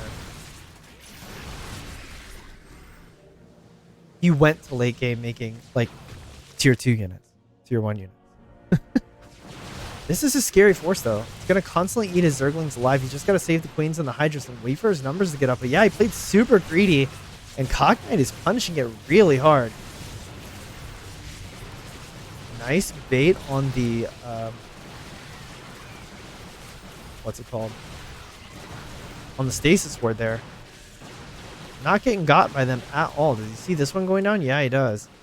So he knows it's there. Where these are just warping in from home, by the way.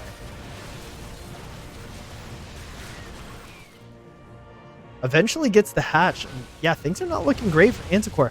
Finally, some lurkers join the fray. Just in the nick of time, but just like that, the oracles come to revelate. Some long distance mining drones are going to go down, and things are just not looking great for our Zerg player here.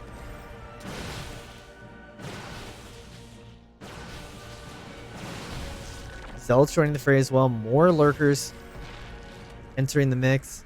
What does he have here? He's like super gateway, man. There's one Stargate. No Robo. Oh, yeah, there is a Robo. Sorry. Huge lurker hits right now. That's a badly bruised Protoss army. Very gateway heavy army. This long distance mining is very scary. He sees the creep. That should tip him off the base over there.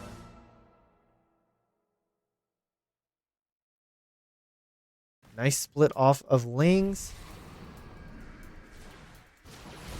Is this it? Is he going to go for it?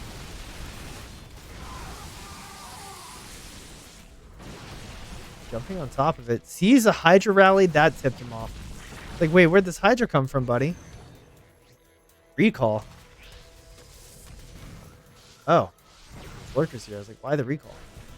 He's going to back off. He's going to... Oh, Zealots. He's like, yeah, why do that? Oh, big misplay. Loses a ton of Stalkers here on the retreat. Now he has the whole force of the Zerg army here. Baneling's immediately getting rid of the Zealots. Is this going to be enough? I think it is. Hydras do fairly well. The surround is a problem. It's all about the reinforcements. Are there going to be any lurkers left? Doesn't look like it. Yeah, and that's going to send Anticore packing for now. The lurkers are cleaned up. He only has the 4 hatcheries. That is the really worrisome thing. Zealots cleared out this mineral line, but the Zealots, before they cleared the base, they had to get called back to deal with the lurkers. Hog Knight once again on the unrelenting attack here.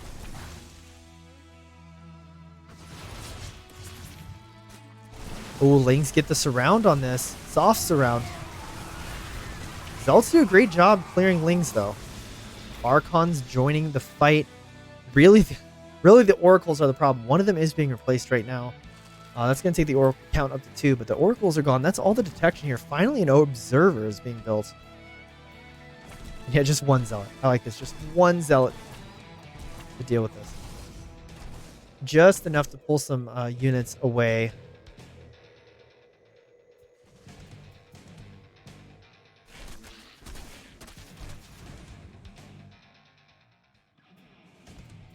Prism hanging out in the dead airspace. Hog Knight going to be able to deny this base now. A little bit of a misrally on these Archons, but even lurker damage is not enough to take them down. Good lord. 300 shields. And yeah, once again, deciding that this is the important base that needs to die, but it's going to have to go home immediately. Recall would be better.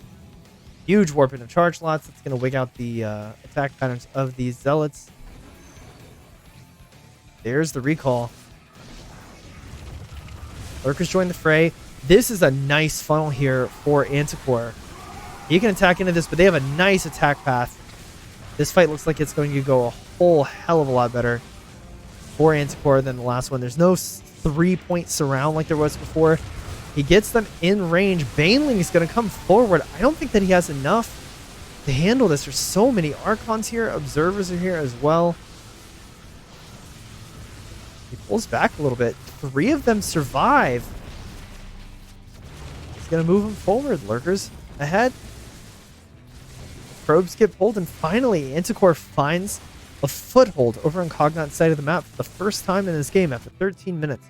There is a prism over here. It's knocked Anticore down to 3 bases. They move forward. There are observers here. There's no way to handle the observers, but it's going to be tough to focus fire the lurkers with the Hydra standing directly on top. More lurkers are joining the fray. There's like nothing to defend here. Yeah, honestly, this is all you need to split off. You can keep attacking the main. It's going to kill the fresh mining base. What do we have over here? 2 Zealots and a Stalker are going to come in and attack this base. Only a Queen to defend it. The Prism is still available there's been some Zerglings left behind. Finally, Anticore leaves a little bit of run by defense home. But what's up? Cognite's not warping in. Finally, what are these? 3 Zealots only.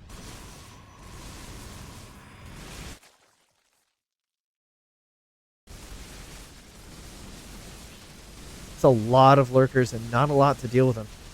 If he does warp into the natural, he'll have some to attack from 2 different angles. Zergling's going to come in.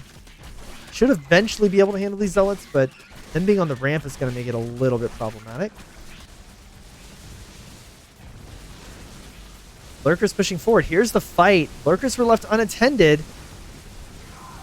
If you lose the Lurkers, the rest of this fight is really easy, but that's a lot of Lurkers. Ling's in the natural. Hydra's in the natural as well. There's an attempt at a carrier transition. There's 2. They're running for their lives right now. But Cognite's base is in shambles. He's only on 53 probes. That does give him a worker lead.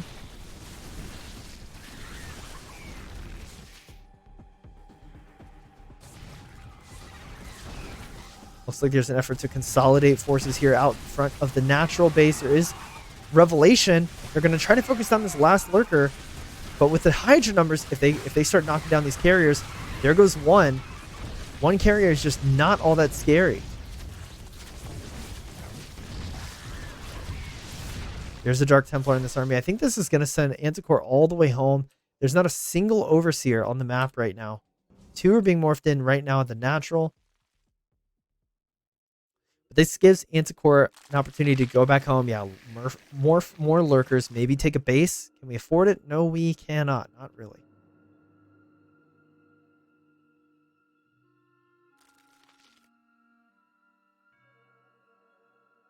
But to be fair, neither can Cognite.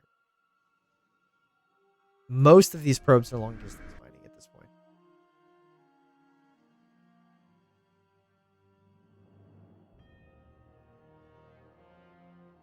This is one heck of a back and forth match to end the night on. We have 5 lurkers with this, observers or overseers, so the observers can be knocked down. I think that is the big story here with the overseers, is that any observers that come to try and reveal this can get knocked down, and I don't think there's one oracle left, but I couldn't tell you where it's at. Lurkers are here.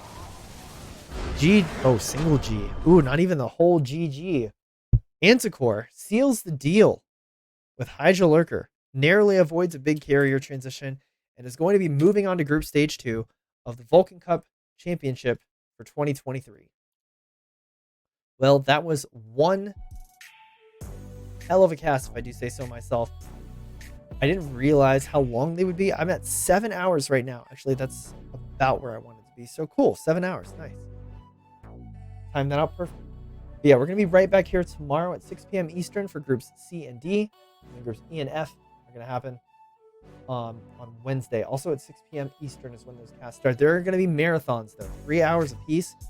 So be sure to follow the stream if you want to continue catching the action of the Vulcan Cup Championship. Let's just go ahead and enter these results in here before I forget, so you guys can see where we ended up.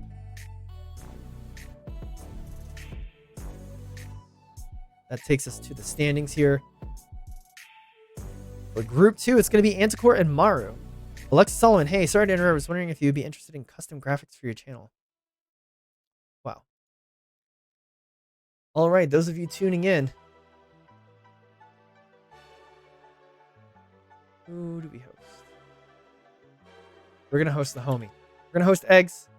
Friend of the stream, friend of mine, great dude. Does his stream in English and Spanish. Top Grandmaster on the NA server. Go check him out. Go say hey. Go tell him I sent you. And then I'll be right back here tomorrow, 6 p.m. Eastern. I sincerely hope to see you all then. See you next time.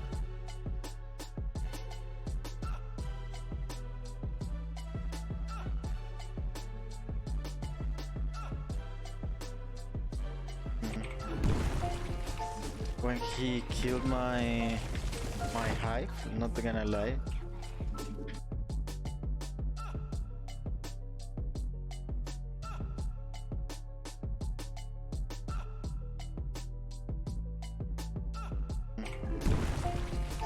when he killed